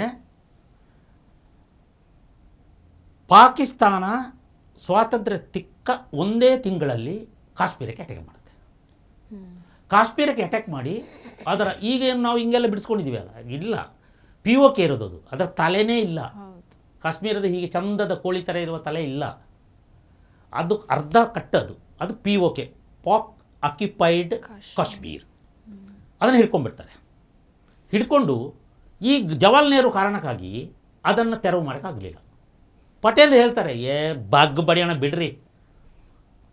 ಜನರಲ್ ಕಾರ್ಯಪ್ಪ, ಆಗ ಜನರಲ್ ಅಲ್ಲ, ಮೇಜರ್ ಕಾರ್ಯಪ್ಪ, ಅವ್ರು ಹೇಳ್ತಾರೆ ಪರ್ಮಿಷನ್ ಕೊಡಿ, ಚೆಂಡಾಡ್ಬಿಡ್ತೀವಿ ಇವ್ರನ್ನ, ಅವರನ್ನೇನು ರಾವಲ್ಪಿಂಡಿಯನ್ನು ಹಿಡಿದು ತೋರಿಸ್ತೇನೆ ಅಂತ ಹೇಳ್ತಾರೆ ಕಾರ್ಯಪ್ಪ. ನಾನು ಕಾರ್ಯಪ್ಪನ ನಾಡಿನಿಂದ ಬಂದವರು, ನಿಮ್ಮ ಹಾಗೆ ಏನೋ ಸುಳ್ಳು ಹೇಳ್ಕೊಂಡು ಇಲ್ಲಿ ಕಮಿಷನ್ ಹೊಡ್ಕೊಂಡು ಕೂತವನಲ್ಲ. ಆ ಮಾತನ್ನು ಧಿಕ್ಕರಿಸ್ತಾರೆ ನೆಹರು. 2 ದೇಶಗಳ ನಿರ್ಮಾಣ ಆಗೋಗುತ್ತೆ. ಏಕ ದೇಶ ಮೇ ದೋ ಪ್ರಧಾನ್ ದೋ ನಿಶಾನ್. ಆಗ ಮುಖ್ಯಮಂತ್ರಿ ಎಲ್ಲ ಪ್ರಧಾನಿಯೇ. ಶೇಖ್ ಅಬ್ದುಲ್ಲಾ ಅಂತ ಹೇಳುವ ಇವರ ರಕ್ತ ಸಂಬಂಧಿಗೆ ಕೊಟ್ಟುಬಿಡ್ತಾರೆ ಇಡೀ ಪಾಕಿಸ್ತಾನ ಉಡುಗೊರೆಯಾಗಿ. ಕುದೀತಾ ಇದ್ರು ಪಟೇಲರು. ಎಂಥ ಬ್ಲೆಂಡರ್ ಮಾಡಿದ್ದೀರಿ. ನಾನು 500ಕ್ಕೂ ಹೆಚ್ಚು ಪ್ರಾಂತ್ಯಗಳನ್ನು ಈ ಭಾರತದ ಒಕ್ಕೂಟಕ್ಕೆ ಸೇರಿಸಿದ್ದೇನೆ. ಹೈದರಾಬಾದಿನಂಥ ಒಬ್ಬ ದುಷ್ಟ ನಿಜಾಮನನ್ನು ಕೂಡ ನನ್ನ ಸೈನ್ಯದ ಬಲದಿಂದ, ಭಾರತದ ಸೈನ್ಯದ ಬಲದಿಂದ ಬಗ್ಗು ಬಡಿದಿದ್ದೇನೆ. ಇದನ್ನು ನೀವು ನನಗೆ ಕೊಟ್ಟು ಬಿಡಿ ಅಂತೇಳಿ ಇವರಿಗೆ ಕೊಟ್ಟರಲ್ಲ ನೀವು ಅಂತ ನೆಹರು ಕೊಟ್ಟದ್ದು. ಇದು ಇಂಟರ್ನ್ಯಾಷನಲ್ ವಿಷಯ ಅಂತೇಳಿ ಅವರು ತಗಲಾಕಿಸಿದ್ದು. ಬಹುಮತ, ಇದು ಜನಸಂಖ್ಯೆಯ ನಿರ್ಧಾರ ಮಾಡಿ, ಬಹುಸಂಖ್ಯೆಯರು ಮುಸಲ್ಮಾನರು. ಇಂಥ ಸಂಕಷ್ಟವನ್ನು ತಂದಾಗ ಇದೇ ಗುರೂಜಿ ಇದ್ದಾರಲ್ಲ, ಇವರು ಯಾರು RSSನ ಬೈತಾ ಇದ್ದಾರಲ್ಲ, ಗುರೂಜಿ ಗೋಳ್ಕರ್, ಅವರು ಭೇಟಿ ಆಗ್ತಾರೆ ಹರಿಸಿಂಗನನ್ನು. ನೋಡಪ್ಪ, ಇನ್ನು ಕಾಲ ಮಿಂಚಬಾರ್ದು, ತಕ್ಷಣ ನೀನು ಭಾರತದ ಒಕ್ಕೂಟಕ್ಕೆ ಕಾಶ್ಮೀರವನ್ನು ಸೇರಿಸಿದ್ದೇನೆ ಅಂತ ಕೊಡು, ಇಲ್ಲದಿದ್ದರೆ ಪಾಕಿಸ್ತಾನದ ಪಾಲಾಗುತ್ತೆ ಅಂತ ಹೇಳಿದಾಗ ಅವರು ಬಂದು ಪಟೇಲರ ಜೊತೆ ಕೂತ್ಕೊಂಡು ಮಾತುಕತೆ ನಡೆಸ್ತಾರೆ. ಗುರೂಜಿ, RSSನ ಗುರೂಜಿ, ಪ್ರಿಯಾಂಕ್ ಖರ್ಗೆ ಅವರು ರಿಜಿಸ್ಟರ್ ಆಗದ RSSನ ಗುರೂಜಿ. ಅಲ್ಲಿ ಅವರು ಒಪ್ಪಿ ಯಾವಾಗ ಕೊಟ್ಟರು ಆ ಪ್ರಾಂತ್ಯ, ಅವನೇನಾದರೂ ಅವತ್ತು ಇಲ್ಲ ನಾನು ಪಾಕಿಸ್ತಾನಕ್ಕೆ ಸೇರ್ತೇನೆ ಅಂತೇಳಿ ಹೇಳ್ಬಿಟ್ಟಿದ್ರೆ ಪಾಕಿಸ್ತಾನ ಇಡೀ ಕಾಶ್ಮೀರ, ವಿತಿನ್ ನೋ ಟೈಮ್ ಅವರು ಜಾಗೃತರಾದರು ಪಟೇಲರು. ಅವರ ಹೇಳಿಕೆ ಬರೆಸ್ಕೊಂಡ್ರು. ಗುರೂಜಿ ಅವರು ಡೆಲ್ಲಿಗೆ ಬಂದರು, ಇವರು ಮಾತುಕತೆ ಆಯಿತು, ತಕ್ಷಣ ಕಬ್ಜಾ ಮಾಡಿದ್ರು. ಅಷ್ಟೊತ್ತಿಗೆ ಹಿಡಿದು ಬಿಟ್ಟಿದ್ರಲ್ಲ. ಭಾರತ ಮತ್ತು ಪಾಕಿಸ್ತಾನದ ಆಗಾಗ ಅದು ಹೇಗಾಯಿತು ಅಂತ ಹೇಳಿದ್ರೆ, ಭಾರತ ಮತ್ತು ಪಾಕಿಸ್ತಾನ ಭಾರತವನ್ನೇ ನೋಡದ ಒಬ್ಬ ಬ್ರಿಟಿಷ್ ಸಿರಿಲ್ ರಾಡ್ ಕ್ಲಿಪ್ ಅಂತ ಅವನ ಹೆಸರು, ಅವನು ಇದನ್ನು ವಿಭಜನೆ ಮಾಡೋದು. ಭಾರತ ನೋಡಿಲ್ಲ, ಅವನ ಕಣ್ಣ ಮುಂದಿರೋದು ಭಾರತದ ಭೂಪಟ. ಭಾರತದ ಭೂಪಟವನ್ನು ಗೋಡೆಗೆ ನೇತಾಕೊಂಡ, ಸ್ಕೆಚ್ ಪೆನ್ನಲ್ಲಿ ಹಿಂಗೆ ಬರೆದ, ಇದು ಪಾಕಿಸ್ತಾನ, ಇಲ್ಲೊಂದು ಪಾಕಿಸ್ತಾನ, ಇಲ್ಲೊಂದು ಪಾಕಿಸ್ತಾನ ಕೊಟ್ಟ. ಸ್ವಾತಂತ್ರ್ಯಕ್ಕಾಗಿ ಹೋರಾಡಿದ ಒಬ್ಬ ಯೋಧನ ಮನೆಯ ಅಂಗಳ ಭಾರತ, ಅಡಿಗೆ ಮನೆ ಪಾಕಿಸ್ತಾನ. ಇವರು ಮಾಡಿದ ಸ್ಕೆಚ್ಚಲ್ಲಿ ಮನೆಯ ಅಂಗಳ ಭಾರತ, ಅಡಿಗೆ ಮನೆ ಪಾಕಿಸ್ತಾನ. ಏನಾಗಬೇಕು? ಸ್ವಾತಂತ್ರ್ಯಕ್ಕಾಗಿ ಜಲನದಿಯಲ್ಲಿ ನಿಂತು ದಿವ್ಯ ಪ್ರತಿಜ್ಞೆಯನ್ನು ಸ್ವೀಕರಿಸಿದ ರಾವಿ ನದಿ ಭಾರತದ ಪಾಲಿಗಿಲ್ಲ. ಈ ಭಾರತದಕ್ಕೆ ಸ್ವಾತಂತ್ರ್ಯ ಸಿಕ್ಕಬೇಕು ಅಂತ ನೇಣುಗಂಬಕ್ಕೆ ಏರಿದ ವೀರ ಭಗತ್ ಸಿಂಗಿನ ಲಾಹೋರ್ ಭಾರತದಲ್ಲಿಲ್ಲ. ಯಾವ ಪುರುಷಾರ್ಥಕ್ಕೆ ಈ ಸ್ವಾತಂತ್ರ್ಯ, ಇಂಥ ಸ್ವಾತಂತ್ರ್ಯ ಅಂತ ಹಲ್ಬಿಕೊಡ್ರು. ಆಗ ಭಾರತ ಪಾಕಿಸ್ತಾನದಾಗ ಇದೇ ಮೌಂಟ್ ಬ್ಯಾಟನ್ ಮತ್ತು ಇನ್ನೊಬ್ಬರು ಸುಂದರಿ lady Edwina lady Mountbatten, Jawaharlal Nehru lover ಅಂತ ಹೇಳ್ತಾರೆ. ಅದು ತುಂಬ ಪುಸ್ತಕಗಳಲ್ಲೇ ಬಂದಿದೆ, ಅದೆಲ್ಲ ಬೇಡ, ಅದು ಈಗಿನ ಕಥೆಗೆ ಅದು ಬೇಡ. ಆದರೆ ಎಡ್ವಿನಾ ಮಾತಿಗೆ ಇವರು ಬೆಲೆ ಕೊಡ್ತಾರೆ. ಅಲ್ಲಿ ಏನು ಭಾಳ ಏನಂದರೆ, ಈ ಲಾರ್ಡ್ ಮೌಂಟ್ ಬ್ಯಾಟನ್ ಬಂದ್ರಲ್ಲ, ಭಾರತದ ವಿಭಜನೆಯ ಘೋಷಣೆಯೊಂದಿಗೆ ಬಂದರು. ಅವನ ಜೊತೆಯಲ್ಲಿ ಟಿಂಗ್ ಟಿಂಗ್ ಟಿಂಗ್ ಅಂತ ಲೇಡಿ ಬಂದರು. ಈ ಲಾರ್ಡ್ ಮೌಂಟ್ ಬ್ಯಾಟನ್ ಮಾತುಕತೆ ನಡೆಸ್ತಾ ಇದ್ದಾಗ ಇವನು ನೋಡ್ತಾ ಇದ್ದು ಎಡ್ವಿನಾ ನೆಹರು ಆಗಲಿ ಅಲ್ಲಿಗೆ ಹೇಳಿ ಆಗಲಿ ಅಂತ, ಇಲ್ಲ ಆಗಲಿ ಇವರು ಒಂದು ಒಪ್ಪಂದ ಆಯಿತು. ಅದು ಹೊಸ ರಾಷ್ಟ್ರ ಅಲ್ವಾ ಯಾವುದು ಪಾಕಿಸ್ತಾನ, ಇನ್ಫ್ರಾಸ್ಟ್ರಕ್ಚರಲ್ಲಿ ಆಗಬೇಕಲ್ವ. 58 ಕೋಟಿ ರೂಪಾಯಿಯನ್ನು 55 ಕೋಟಿ ರೂಪಾಯಿಯನ್ನು ಪಾಕಿಸ್ತಾನಕ್ಕೆ ಕೊಡಬೇಕು, ಇದು ಒಪ್ಪಂದ. ಅವರು ಇದು ಒಪ್ಪಂದ ಓಕೆ, ಎರಡು ಕಡೆಯೂ ಒಪ್ಪಂದ ಆಯಿತು. ಪಟೇಲ್ ಸಹಿ ಹಾಕಿದ್ದಾರೆ, ನೆಹರು ಸಹಿ ಹಾಕಿದ್ದಾರೆ, ಮಹಾತ್ಮ ಗಾಂಧಿಯ ಒಪ್ಪಿತ ಇದಕ್ಕೆ ಬಂದಿದೆ. ಅವರೇ ಇದನ್ನು ಸಜೆಸ್ಟ್ ಮಾಡಿದವರು. ಅವ್ರಿಗೇನಾದರೂ ದುಡ್ಡು ಕೊಡಬೇಕಲ್ಲ, ಪಾಪ ಅವ್ರು ಹೆಂಗೆ ಇರ್ತಾರೆ ಅಂತೇಳಿ ಕರುಣೆಯನ್ನು ತೋರಿಸಿದವರು ನಮ್ಮ ರಾಷ್ಟ್ರಪಿತ. ಆಯಿತು, ಇಷ್ಟೊತ್ತಿಗೆ ಇವರು ಪಾಕಿಸ್ತಾನ ಬಂದು ಅಟ್ಯಾಕ್ ಮಾಡಿದಲ್ಲ ಕಾಶ್ಮೀರವನ್ನು, ಗುಡುಗಿದರು ಸರ್ದಾರ್ ವಲ್ಲಭಾಯ್ ಪಟೇಲ್. ನಾವು 55 ಕೋಟಿ ರೂಪಾಯಿನೂ ಕೊಡಲ್ಲ, ನೋ, ನೀವು ಏನು ಮಾತಿನಂತೆ ನಡ್ಕೊಂಡಿಲ್ಲ, ಅದು ನಮ್ಮ ಸಾಮ್ರಾಜ್ಯ, ನೀವು ಅಟ್ಯಾಕ್ ಮಾಡಿದಿರಿ, ಒಬ್ಬ ಆಕ್ರಮಿತ, ಒಬ್ಬ ಶತ್ರು ನೀವು. ಈಗ ನನಗೆ ನಮ್ಮ ರಾಷ್ಟ್ರಕ್ಕೆ ಅಟ್ಯಾಕ್ ಮಾಡಿದವರು ನನ್ನ ಶತ್ರು, ನೀವು ನಮ್ಮ ಶತ್ರುವಿಗೆ ನಾನು ದುಡ್ಡು ಕೊಡಲ್ಲ. ಈ ಹೇಳಿದ್ರು ಇಮಿಡಿಯೇಟ್ ನೀವು ಸಚಿವ ಸಂಪುಟದ ಸಭೆ ಕರೀರಿ ಅಂತ ನೆಹರುಗೆ ಹೋಗಿ ಒತ್ತಡ ಹೇಳ್ತಾರೆ. ನೆಹರು ಸಚಿವ ಸಂಪುಟದ ಸಭೆ ಕರೀತಾರೆ. ಇವರು ಉಪಪ್ರಧಾನಿ ಕೂಡ, ಸರ್ದಾರ್ ವಲ್ಲಭಾಯ್ ಪಟೇಲ್ ಗೃಹ ಮಂತ್ರಿ ಕೂಡ. ಅಲ್ಲಿ ನೆಹರು ಸಚಿವ ಸಂಪುಟ ಪಾಕಿಸ್ತಾನಕ್ಕೆ 55 ಕೋಟಿ ರೂಪಾಯಿಯನ್ನು ಕೊಡಬಾರದು ಅಂತೇಳಿ ನಿರ್ಣಯ ಮಾಡುತ್ತೆ. ಅಲ್ಲಿಂದ ಸೆಷನ್ ನಡೀತಾ ಇತ್ತು. ಇವರು ಪ್ರಧಾನಿ ಸೆಷನಿಗೆ ಹೋಗಿ ಅಲ್ಲಿ ಕೃಪಲಾನಿ ವಿರೋಧ ಪಕ್ಷದ ನಾಯಕ, ರಂಗ ವಿರೋಧ ಪಕ್ಷದ ನಾಯಕ, ಅವರೆಲ್ಲ ಭಾಳ ಧೀಮಂತರು, ಆಚಾರ್ಯ ಕೃಪಲಾನಿ, ಅವರೆಲ್ಲ ಪ್ರಶ್ನೆ ಮಾಡ್ತಾರೆ. ಪ್ರಶ್ನೆ ಮಾಡಿದಾಗ ಅಟ್ಯಾಕ್ ಮಾಡಿದ್ರ ಬಗ್ಗೆ ಏನು ಕ್ರಮ ಕೈಗೊಂಡಿದ್ದೀರಿ? ಅಟ್ಯಾಕ್ ಮಾಡ್ತಾರೆ, ಈಗಿನಂತೆ ಅಟ್ಯಾಕ್ ಮಾಡ್ತಾರೆ. ಆಗ ಇವರು ಹೇಳ್ತಾರೆ, ಈಗ ನಾವು ಒಂದು ಕ್ರಮವನ್ನು ಕೈಗೊಂಡಿದ್ದೇವೆ, ಹೇಗೆ ಮೋದಿಯವರು ಈ ನದಿಯ ನೀರನ್ನು ಬಿಡೋದಿಲ್ಲ ಅಂಥೇಳಿ ಹೆಂಗೆ ಮಾಡಿದರೋ ಹಾಗೆ ಬಂದು ಹೇಳ್ತಾರೆ.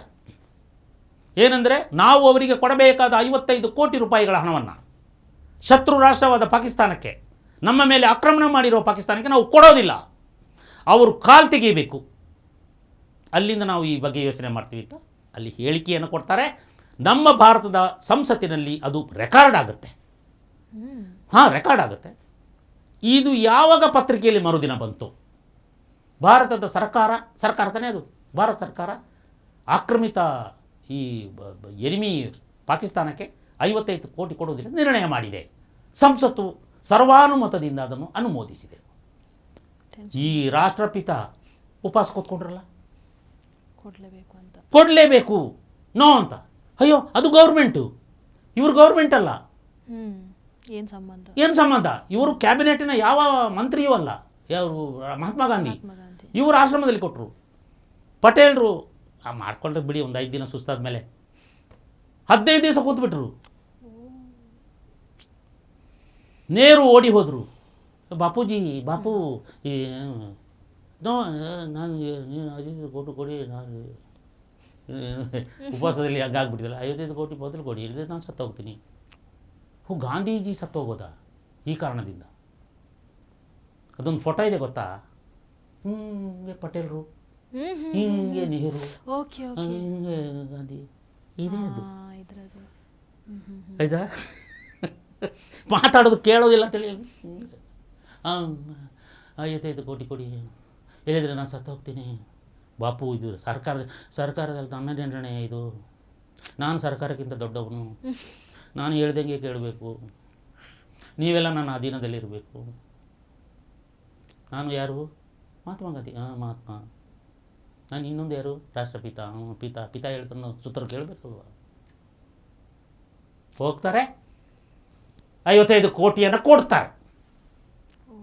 ಯಾವಾಗ 55 ಕೋಟಿಯನ್ನು ಕೊಡುವ ನಿರ್ಣಯಕ್ಕೆ ಬಂದರೋ ಇನ್ನೂ ಈ ಮನುಷ್ಯನನ್ನು ಹುಟ್ಟುಬಿಟ್ರೆ ನನ್ನ ತಂದೆ ತಾನೇ, ನನ್ನ ಮಗ ಅಲ್ವಾ, ಕೊಂದು ಬಿಡ್ತೀನಿ ಅಂತ ಹೇಳಕ್ಕೆ ಬರ್ತಾನೆ ರಾಷ್ಟ್ರಪಿತ. ಅದು ಹೋಗ್ತಾನೆ. ಅಲ್ಲಿ ಹಿಂದೂ ನಿರಾಶ್ರಿತರು ಇದ್ರಲ್ಲ, ಪಾಕಿಸ್ತಾನ ನಿರಾಶ್ರಿತರು ಅಲ್ಲ, ಇದು ಬಂದವರು ಡೆಲ್ಲಿ, ಅವರೆಲ್ಲ ಇದನ್ನೆಲ್ಲ ಮಾಡ್ತಾಯಿದ್ರು. ಅವರು ಅಮೂಲ್ಯ ಏನಿರುತ್ತೆ ಮಾಡ್ತಾಯಿದ್ರು, ಹೊಟ್ಟೆಗೆ ಇದಿಲ್ಲಲ್ಲ ಮಾಡ್ತಾಯಿದ್ರು. ಅದರಲ್ಲಿ ಈ ಪಿಸ್ತೂಲ್ಗಳನ್ನು ಮಾರುವವರು ಇಂಥದ್ದೆಲ್ಲ ಅಲ್ಲಿಂದ ಖರೀದಿ ಮಾಡ್ತಾನೆ. ಅವನಿಗೆ ಪಿಸ್ತೂಲ್ ಚಾಲಿಸಲಿಕ್ಕೆ ಬರಲ್ಲ ಅವನಿಗೆ. ಅದು ಒಂದು ದಿವಸ ಹೋಗಿ ಎಲ್ಲ ಪ್ರಾಕ್ಟೀಸ್ ಮಾಡ್ತಾನೆ ಅವ್ನಿಗೆ ಚಾಲಿಸಲಿಕ್ಕೆ ಬರಲ್ಲ. ಏನಂದರೆ ಅವನು ಇವ್ರ ಥರ ಈ ಕೊತ್ವಾಲನ್ ಅವ್ರ ಥರ ಅವರಿಗೆ ಇದಲ್ಲಲ್ಲ, ಟ್ರೈನ್ಡ್ ಅಲ್ಲಲ್ಲ ಅವರು. ಅವು ಈ ಥರ ದೇಶಭಕ್ತರಷ್ಟೇ, ದೇಶಪ್ರೇಮಿಗಳಷ್ಟೇ, ದೇಶಕ್ಕಾಗಿ ಸಾಯೋರಷ್ಟೇ. ಅದನ್ನು ಅಲ್ಲಿ ನಿರ್ಧಾರ ಮಾಡಿ ಅವನು ಮರುದಿನ ಹೋಗಿ ಹ್ಯಾಂಗ್ ಬ್ಯಾಕಲ್ಲಿ ಗುಂಡು ಹೊಡೆದು ಬಿಡ್ತಾನೆ. ಹತ್ತಿರದಿಂದ ಗುಂಡು ಹೊಡೆದು ಬಿಡ್ತಾನೆ, ಯಾಕಂದರೆ ದೂರದಿಂದ ತಪ್ಪಿ ಹೋಗುತ್ತಾರೆ. ಗುಂಡು ಹೊಡಿತಾನೆ, ಓಡಿಲ್ಲ, ಅವನೇ ಕೈ ಎತ್ತಿ ನಿಂತು ಸರೆಂಡರ್ ಆಗ್ತಾನೆ. ಅವರೆಲ್ಲ ಬಂದು ಪಿಸ್ತೂಲನ್ನು ಬನ್ನಿ ಕರೀತಾನೆ. ಅವನು ಓಡೋಗಿದ್ರಂತೆ ಪೊಲೀಸರ ದೂರಕ್ಕೆ, ಬನ್ನಿ ಬನ್ನಿ ಬನ್ನಿ ಬನ್ನಿ ಪಿಸ್ತೂಲ್ ತಗೊಳ್ಳಿ, ನಾನು ನಿಮಗೆ ಗುಂಡು ಹೊಡಿಯಲ್ಲ, ನಾನು ಇವ್ರಿಗೆ ಗುಂಡು ಹೊಡಿಯಕ್ಕೆ ಬಂದೆ, ಆಯಿತು ನನ್ನ ಕೆಲಸ. ಈ ಹುಡುಗಿಯರೆಲ್ಲ ಓಡೋಗಿದ್ರು ಅವನು ಬಿಟ್ಟು. ಅವನು ಅಂತ ಹೇಳಿದ್ದಾರೆ ಗಾಂಧಿ, ಒಂದು ಗುಂಡಿಗೆ ಸತ್ತೋಗಿದ್ದಾರೆ. ಇವರೆಲ್ಲ ಗಾಂಧಿ ಭಕ್ತ ಬಂದು ಹೇ ರಾಮ್ ಹೇ ರಾಮ್ ಹೇ ರಾಮ್ ಅಂತೇಳಿ ಹಂಸಧ್ವನಿಯಲ್ಲಿ ರಾಗದಲ್ಲಿ ಹೇಳಿದರು ಅಂತೇಳಿ ಸೇರಿಸ್ಬಿಟ್ರು. ಅಲ್ಲೂ ಒಂದು ಅವರು ಕೃಶವಾಗಿದ್ದ ಶರೀರ ಮಹಾತ್ಮ ಗಾಂಧಿದು ಒಂದು ಗುಂಡಿಗೆ ಸತ್ತೋಗಿದ್ದಾರೆ. ಅಲ್ಲಿ ಹೇ ರಾಮ್ಗೆಲ್ಲ ಏನು ಅಮ್ಮ ಅಂತ ಅಷ್ಟೇ. ಅದನ್ನು ಇವನು ಹೇಳ್ತಾನೆ, ಹೇಳ್ದ ಹೇ ರಾಮ್ ಹೇಳಿಲ್ಲ, ನಮ್ಮ ಅಮ್ಮ ಅಂತ ಹೇಳೋ ಧ್ವನಿಗೆ ಹೇಳ್ತಾ ಅಷ್ಟೇ. ನನಗೆ ಎಷ್ಟು ಸುಳ್ಳನ್ನ ಇದೆಲ್ಲವನ್ನು ಕಟ್ಟಿ ಕೊಟ್ಟರು. ಬಟ್ ಇದು ಆಯಿತು. ಬಟ್ ಪಟೇಲರಿಗೆ ಅವತ್ತು 1948 ಜನವರಿ 30ರಂದು ಮಹಾತ್ಮ ಗಾಂಧಿಯ ಹತ್ಯೆ ನಡೀತದೆ. 5:30 ಗಂಟೆಗೆ, 5 ಗಂಟೆ ಎಷ್ಟೋ ನಿಮಿಷಕ್ಕೆ ಗುಂಡು. ಅವತ್ತು ಬೆಳಿಗ್ಗೆ ಈ ಜವಾಹರ್ಲಾಲ್ ನೆಹರುಗೂ ಮತ್ತು ಪಟೇಲರಿಗೂ ದೊಡ್ಡ ಜಗಳ ಪ್ರಧಾನಮಂತ್ರಿಯ ಕಚೇರಿಯಲ್ಲಿ ನಡೀತದೆ. ದೊಡ್ಡ ಜಗಳ ನಡೀತದೆ, ಅನೇಕ ವಿಚಾರಗಳ ಜಗಳ ಮಾಡ್ತಾರೆ. ಅಲ್ಲಿಂದ ರಾಜೀನಾಮೆ ಪತ್ರವನ್ನು ಅವರ ಮುಖಕ್ಕೆ ಬಿಸಾಕ್ತಾರೆ.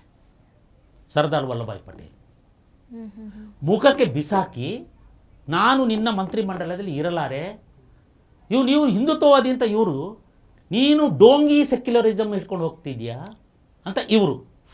ಸೋಮನಾಥ ದೇವಾಲಯದ ಪ್ರಶ್ನೆ ಬರ್ತದೆ, 55 ಕೋಟಿ ರೂಪಾಯಿ ಕೊಡೋದನ್ನು ನೀನು ಯಾಕೆ ಕನ್ವಿನ್ಸ್ ಮಾಡಿಲ್ಲ ಅಂತ ಪಟೇಲರು ಅವ್ರಿಗೆ ಕೇಳ್ತಾ ಇರೋದು. ನೀನು ಅವರ ಮಾನಸ ಪುತ್ರ ಅಲ್ವಾ, ನನಗೆ 12 ಓಟ್ ಸಿಕ್ಕಿದ್ರು ನೀನು 15 ಓಟ್, ನಿನಗೆ 2 ಓಟ್ ಸಿಕ್ಕಿದವನು ಪ್ರಧಾನಮಂತ್ರಿ ಆಗಿದ್ದೀರಲ್ಲ, ಕನ್ವಿನ್ಸ್ ಮಾಡೋಕ್ಕೇನು?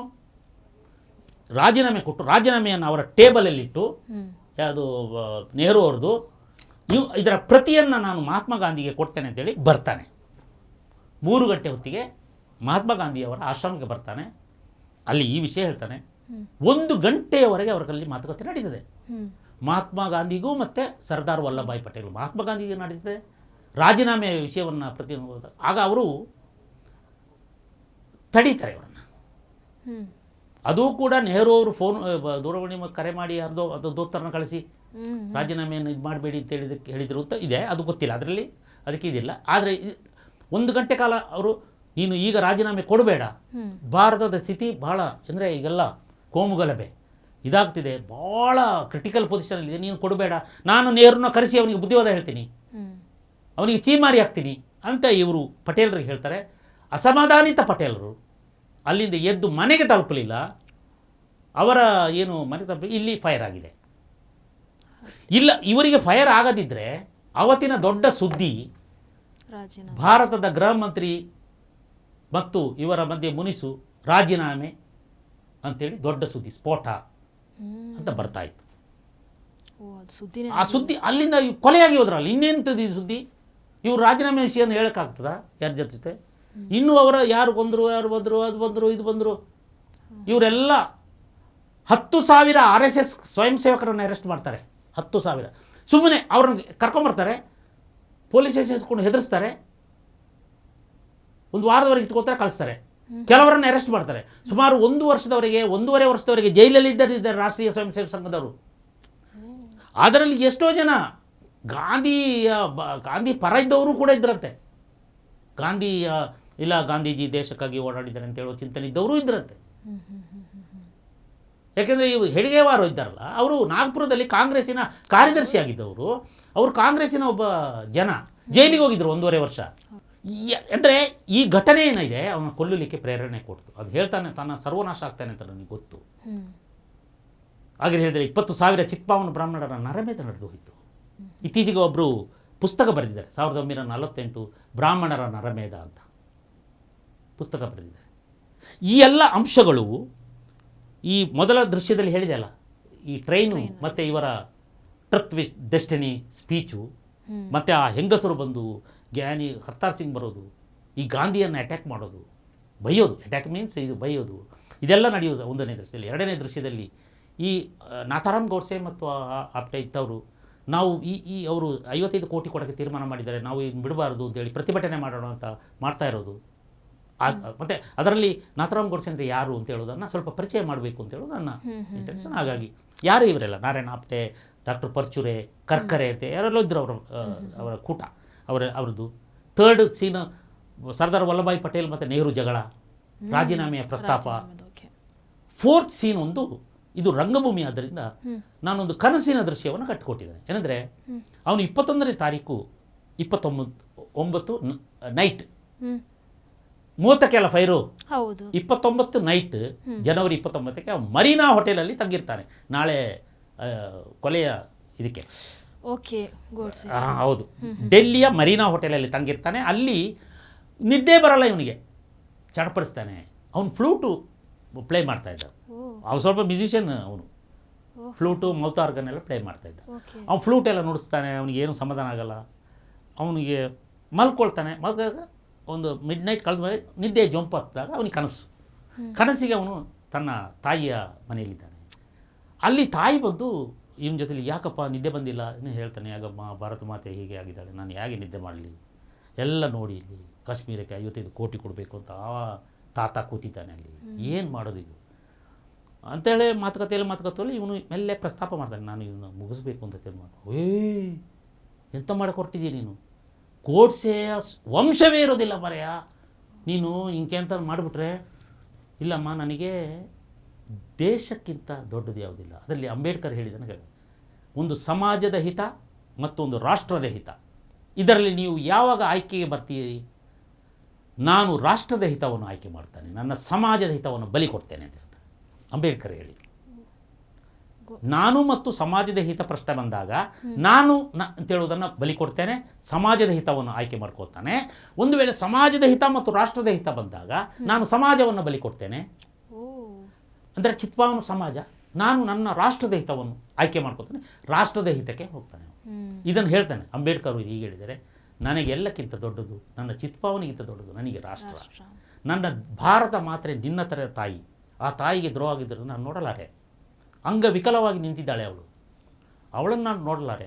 ಇನ್ನೂ ಅವನು ವಿಕಲಾಂಗ ಮಾಡೋದನ್ನು ನಾನು ನೋಡಲಾರೆ. ಒಂದು ಸರಿ ಆಗಿದೆ, ಇನ್ನೂ ನೋಡಲಾರೆ, ಇದೊಂದು ನಾನು ಸಹಿಸ್ಕೊಳ್ಳೋದಿಲ್ಲ ಅಂತೇಳಿ ಅವನ ಮಾತು ಮರೆಸಲಿಕ್ಕೆ ಅಥವಾ ಏನೋ ಪ್ರಯತ್ನ ಪಡ್ತಾಳೆ. ಇವಳೇ ಕಲಿಸಿಕೊಟ್ಟ ಒಂದು ದೇಶಭಕ್ತಿಯ ಗೀತೆಯನ್ನು ಹಾಡಿಸ್ತಾಳೆ. ಚೆಂದ ಹಾಡ್ತಾರೆ ಅವರು ಇಬ್ಬರು ಸೇರಿಕೊಂಡು. ಅವಳು ಹಾಡುಗಾರ್ತಿ, ಅವಳು ಹೀಗೆ ಹಾಡ್ತಾರೆ. ಅದು ಎಂಡ್ ಆದಾಗ ಈತನ ಒಳ ಮನಸ್ಸುಗಳು ಎರಡು ಒಳ ಮನಸ್ಸುಗಳು ಇವನನ್ನು ರಿವೀಲ್ ಆಗುತ್ತೆ. ಇವನಿಗೆ ಎಚ್ಚರ ಆಗುತ್ತೆ, ಮತ್ತೆ ಮರೀನಾ ಹೋಟೆಲಲ್ಲಿ ಇದ್ದಾನೆ. ಎಚ್ಚರ ಆದಾಗ ರಿವೀಲ್ ಆಗುತ್ತೆ 2 ಒಳ ಮನಸ್ಸುಗಳು. ಒಂದು ಹೇಳುತ್ತೆ, ನೀನು ಮಾಡಬೇಡ, ಇದು ದೊಡ್ಡ ಒಂದು ಘಾತಕ ಆಗುತ್ತೆ, ಇಡೀ ಚರಿತ್ರೆಯಲ್ಲಿ ನೀನು ದುಷ್ಕೃತ್ಯ ಅಂತ ಆಗುತ್ತೆ, ಭಯೋತ್ಪಾದಕ ಅಂತ ಕರೀತಾರೆ, ನಾಳೆ ಇನ್ನೊಂದು ಕರೀತಾರೆ, ನೀನು ದೊಡ್ಡ ಒಂದು ಕಳಂಕಹೀನ ಆಗಿಬಿಡ್ತೀಯ ಅಂತ ಹೇಳ್ತಾರೆ.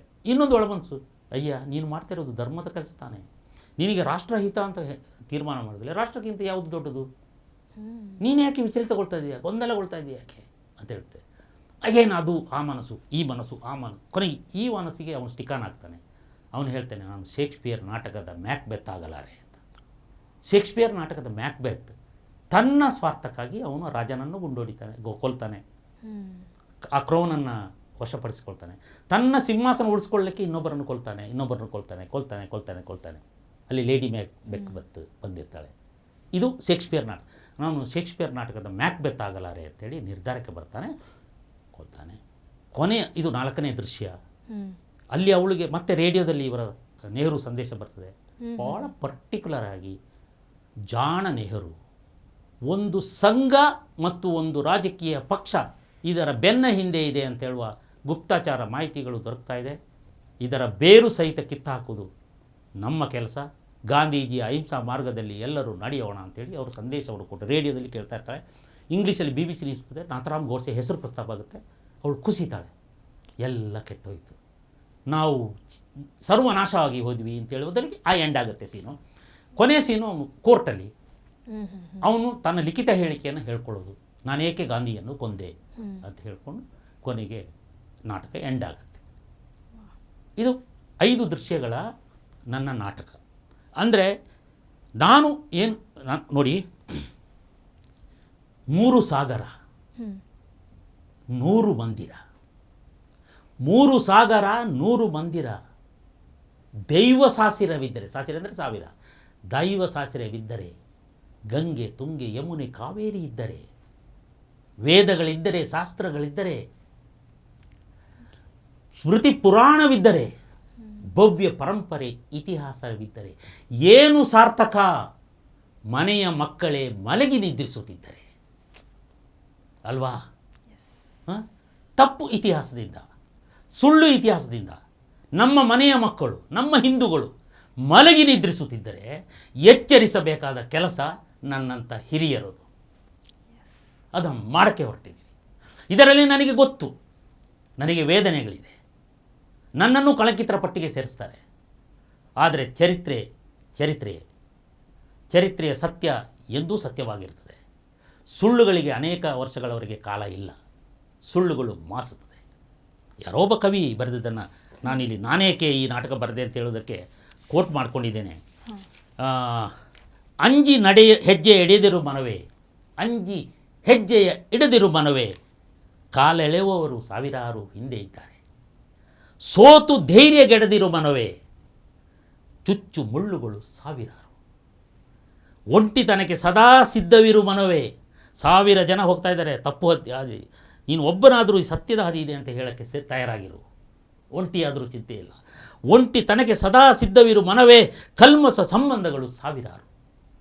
ಇದು ಯಾವಾಗಲೂ ಪ್ರೇರಣೆ ಆಗಬೇಕು ಅಂತ ನೋಡಿ.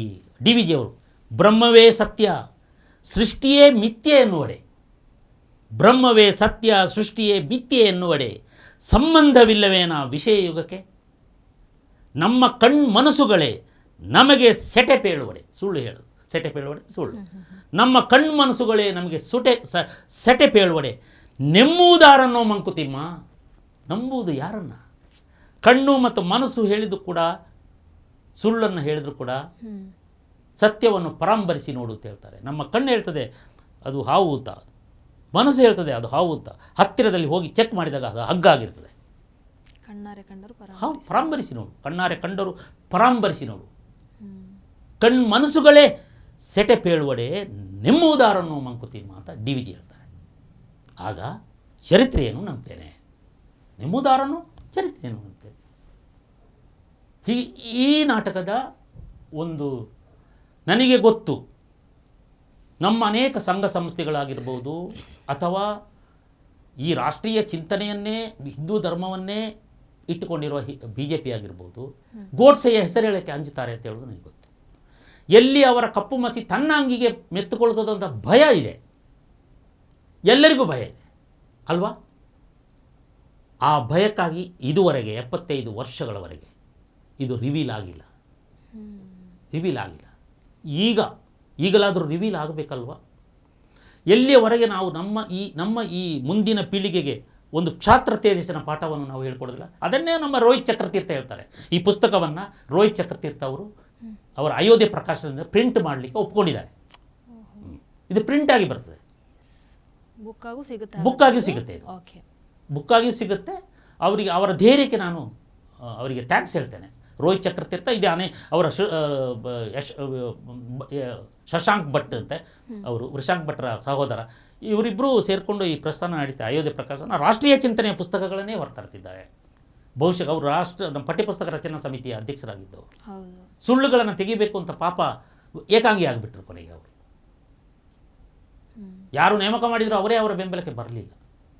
ಹೀಗಾಗಿ ಇಂಥದಕ್ಕೆ ಧೈರ್ಯ ಮಾಡಿದಾರಲ್ಲ, ಅದಕ್ಕೆ ಅವ್ರಿಗೆ ಥ್ಯಾಂಕ್ಸ್ ಹೇಳ್ತಾನೆ. ನೀವು ನನ್ನನ್ನು ಕರೆಸಿ ಮಾತಾಡಿಸಿದ್ದಕ್ಕೆ ನಿಮಗೂ ಥ್ಯಾಂಕ್ಸ್ ಅಯ್ಯೋ ಹೇಳಬೇಕು. ಸರ್, ಇಂತಹ ಕೆಲಸಕ್ಕೆ ಎಲ್ಲರೂ ಕೂಡ ಕೈಯನ್ನು ಜೋಡಿಸಲೇಬೇಕಾಗುತ್ತೆ ಸರ್. ಯಾವಾಗ ಸರ್ ನಾಟಕ? ಈಗ ಇದರ ಹೀಗೆ ನಾನು ಈಗ ಇದು 2-3 ಜಾಗದಲ್ಲಿ ಇದರ ರೀಡಿಂಗ್ ಮಾಡಬೇಕು ಅಂತ. ಇವತ್ತು ಸೇವಾ ಕನ್ನಡಿಗರು ಅಂತ ಒಂದು ಟ್ರಸ್ಟ್ ಇದೆ.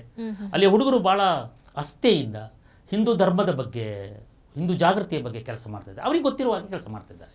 ಅವರೇನೋ ಸ್ವಲ್ಪ ಅವರಿಗೆ ಏನೋ ಅವರೇ ಹಣ ಜೋಡಿಸ್ಕೊಂಡು ಈ ಹಿಂದೂ ಧರ್ಮದ ಬಗ್ಗೆ ಕೆಲಸ ಮಾಡಿದ ಹುಡುಗರು ಜೈಲಿಗೆ ಹೋದಾಗ ಅವರಿಗೆ ಒಂದಷ್ಟು ಸಹಕಾರ ಕೊಡೋದು, ಹತ್ಯೆಯಾದ ಕುಟುಂಬಕ್ಕೆ ಹೋಗಿ ಅವರಿಗೆ ಕೊಡೋದು, ಈ ಬಡ ಮಕ್ಕಳಿಗೆ ಪುಸ್ತಕ ವಿತರಣೆ ಮಾಡೋದು, ಈಗ ಅನೇಕ ಸಣ್ಣ ಪುಟ್ಟ ಕಾರ್ಯಗಳನ್ನು ಅವರು ಇಟ್ಟುಕೊಂಡು ಹಿಂದೂ ಧರ್ಮಸಭೆ ಅಂತೇಳಿ ಪ್ರತಿ ವರ್ಷ ಮಾಡ್ತಾ ಒಂದು ಜಾಗೃತಿ ಕೆಲಸವನ್ನು ಮಾಡ್ತಾಯಿದ್ದಾರೆ. ಆ ಹುಡುಗರು ಇವತ್ತು ಟುಡೇ ಅಂದರೆ ಇವತ್ತು ತಾರೀಕು ಎಷ್ಟಾಯಿತು? ಇವತ್ತು 24 ಅಲ್ವಾ? 24ನೇ ಇವತ್ತು ಸಂಜೆ 6:30 ಗಂಟೆಗೆ ರೀಡಿಂಗ್ ಕಾರ್ಯಕ್ರಮ ಇಟ್ಕೊಂಡಿದ್ವಿ. ಇದನ್ನು ನಾನು ಬೆಂಗಳೂರಿನಲ್ಲಿ ಇನ್ನೊಂದು ಕಡೆ ಮಾಡಬೇಕು, ಮತ್ತು ಮೈಸೂರಿನಲ್ಲಿ ಮಾಡಬೇಕು.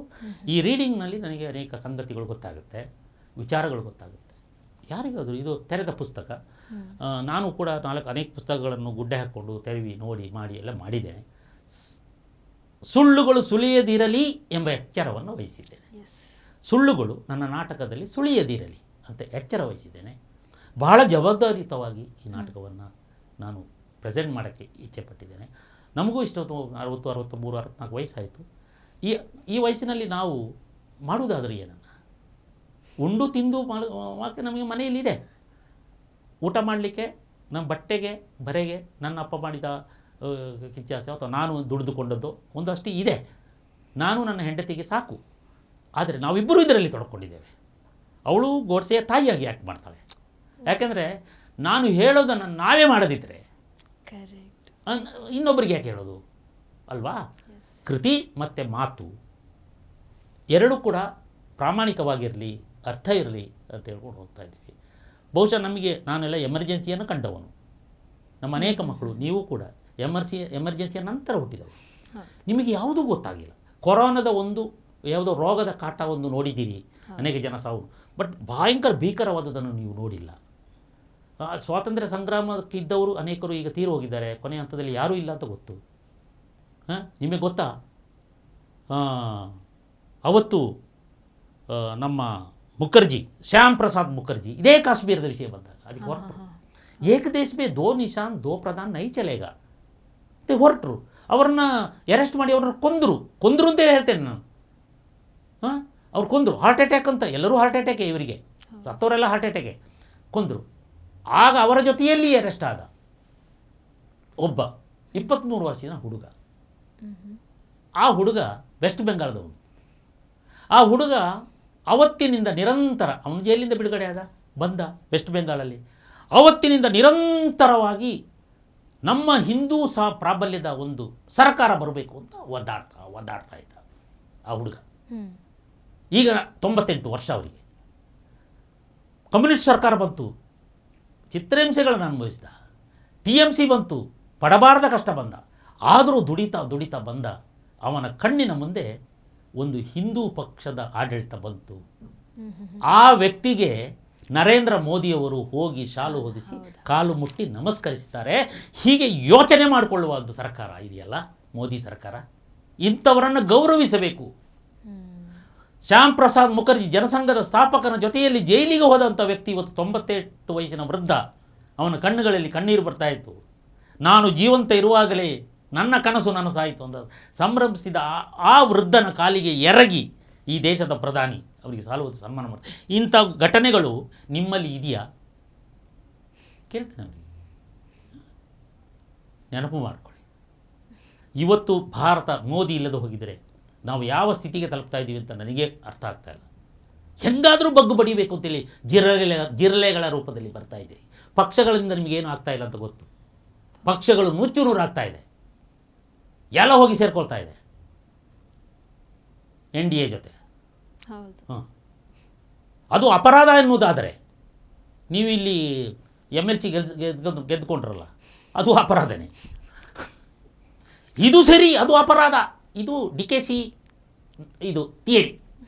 ಇದು ಸತ್ಯ ಪ್ರಾಮಾಣಿಕ. ಮತ್ತು ನಾವು ಸತ್ಯ ಹರಿಚಂದ್ರನಿಗೆ ನೆಟ್ಟಿಗೆ ಹುಟ್ಟಿದವರು, ಆದ್ದರಿಂದ ಇದು ಸತ್ಯ. ಅದು ನೋಡಿ ಚೋರಿ, ಓಟ್ ಚೋರಿ ಇದು ಸತ್ಯ. ಆಯಿತು, ನಾನು ಕೊನೆಗೂ ಹೇಳೋದಂತೆ, ನಮ್ಮ ಕರ್ನಾಟಕದಲ್ಲಿ ಮಹಾಜ್ಞಾನಿಯಾದ ಪ್ರಿಯಾಂಕ ಖರ್ಗೆಯವರು, ಧರ್ಮಭೀರು ಮತ್ತು ಮಹಾನ್ ಭಕ್ತ ಶಿರೋಮಣಿಯಾದ DK ಶಿವಕುಮಾರ್ ಅವರು, ದಯವಿಟ್ಟು ನೀವು ಆ ಬಿಡದಿಯ ಆ ರೈತರ ಮಣ್ಣಿಗೆ ಹೋಗಿ ಅವರ ಬಾಯಿಗೆ ಮಣ್ಣು ಹಾಕಬೇಡಿ. ನಿಮ್ಮ 7ನೇ ಭಾಗ್ಯ ಮಣ್ಣು ಭಾಗ್ಯ ಅಂತ ನನಗೆ ಗೊತ್ತು. ರೈತರ ಬಾಯಿಗೆ ಮಣ್ಣು ಭಾಗ್ಯ. ಈ ರೈತರ ಬಾಯಿಗೆ ಮಣ್ಣು ಭಾಗ್ಯ ಆಗುವಾಗ ಈ ಅನ್ನ ಭಾಗ್ಯ ಇರೋದಿಲ್ಲ. ಅನ್ನವನ್ನು ಬೆಳೆಯುವವರು ನಿಮ್ಮ ಕಮಿಷನ್ ಏಜೆಂಟರೂ ಅಲ್ಲ, ರೌಡಿಸಮ್ ಮಾಡುವವರೂ ಅಲ್ಲ. ಅನ್ನ ಬೆಳೆಯುವವರು ಪಾಪದ ರೈತರು. ಆ ರೈತರು ಬೆಳೆದರೆ ಅನ್ನ ಭಾಗ್ಯ, ಇಲ್ಲದಿದ್ದರೆ ರೈತರ ಬಾಯಿಗೆ ಮಣ್ಣು ಭಾಗ್ಯ ಅಷ್ಟೇ. ಬೆಂಗಳೂರಿಗೆ ಬಂದಿದ್ದೀನಿ, ಒಂದೊಂದು ರಸ್ತೆಗಳನ್ನು ನೋಡ್ತಾ ಇದ್ದೀನಿ. ಆಹಾ, ಸ್ವರ್ಗ ಸ್ವರ್ಗ. ಯಾವಾಗ ಇಲ್ಲಿಂದ ಕಳಚಿಕೊಂಡು ಓಡಿ ಹೋಗಬೇಕು ಅನ್ನಿಸ್ತಾ ಇದೆ ನನಗೆ. ಈ ರೀಡಿಂಗ್ ಆದ ತಕ್ಷಣ ಓಡಿ ಹೋಗ್ತೀನಿ. ಅರ್ಧ ಗಂಟೆ ಇರೋದಿಲ್ಲ ನಾನು ಬೆಂಗಳೂರಲ್ಲಿ. ನನ್ನ ಕೊಡುಗೆ ನನಗೆ ಸಾಕು, ಸ್ವರ್ಗ. DK ಶಿವಕುಮಾರ್ ಅವರೇ, ಬೃಹತ್ ಬೆಂಗಳೂರು, ಬ್ರಾಂಡ್ ಬೆಂಗಳೂರು. ನಮಸ್ತೆ ಸರ್. ನಿಜವಾಗ್ಲೂ ನಿಮ್ಮ ವಿಶ್ಲೇಷಣೆಗೆ ಎಷ್ಟು ಧನ್ಯವಾದಗಳನ್ನು ಹೇಳಿದರೂ ಸಾಕಾಗೋದಿಲ್ಲ. ಯಾಕಂದರೆ ಬಹಳಷ್ಟು ವಿಚಾರ ನಮಗೆ ಗೊತ್ತಿರಲಿಲ್ಲ, ಬಹಳಷ್ಟು ವಿಚಾರಗಳನ್ನು ನೀವು ಬಿಡಿಸಿ ಹೇಳಿದ್ದೀರಾ. ಹಾಗಾಗಿ ನಾನು ವೀಕ್ಷಕರಿಗೆ ಹೇಳುವಂಥದ್ದು ಒಂದೇ, ನಿಮಗೆ ಸತ್ಯವನ್ನು ತಿಳ್ಕೊಳ್ಬೇಕು ಅನ್ನುವಂಥ ಆಸಕ್ತಿ ಇದ್ದರೆ, ನಿಮಗೆ ಪಠ್ಯ ಪುಸ್ತಕಗಳಲ್ಲಿ ನಿಮ್ಮ ಒಂದಷ್ಟು ಪ್ರಶ್ನೆಗಳಿಗೆ ಉತ್ತರ ಸಿಗದೇ ಇದ್ದರೆ, ಅದನ್ನು ಹುಡುಕ್ತಾ ಇದ್ದರೆ, ನಿಮಗೆ ಸತ್ಯದ ಅನಾವರಣವನ್ನು ನೋಡಬೇಕು ಅಂತ ಇದ್ದರೆ, ಅಡ್ಡಂಡ ಕಾರ್ಯಪ್ಪ ಅವರ ನಾಟಕಗಳನ್ನು ನೀವು ನೋಡಲೇಬೇಕು.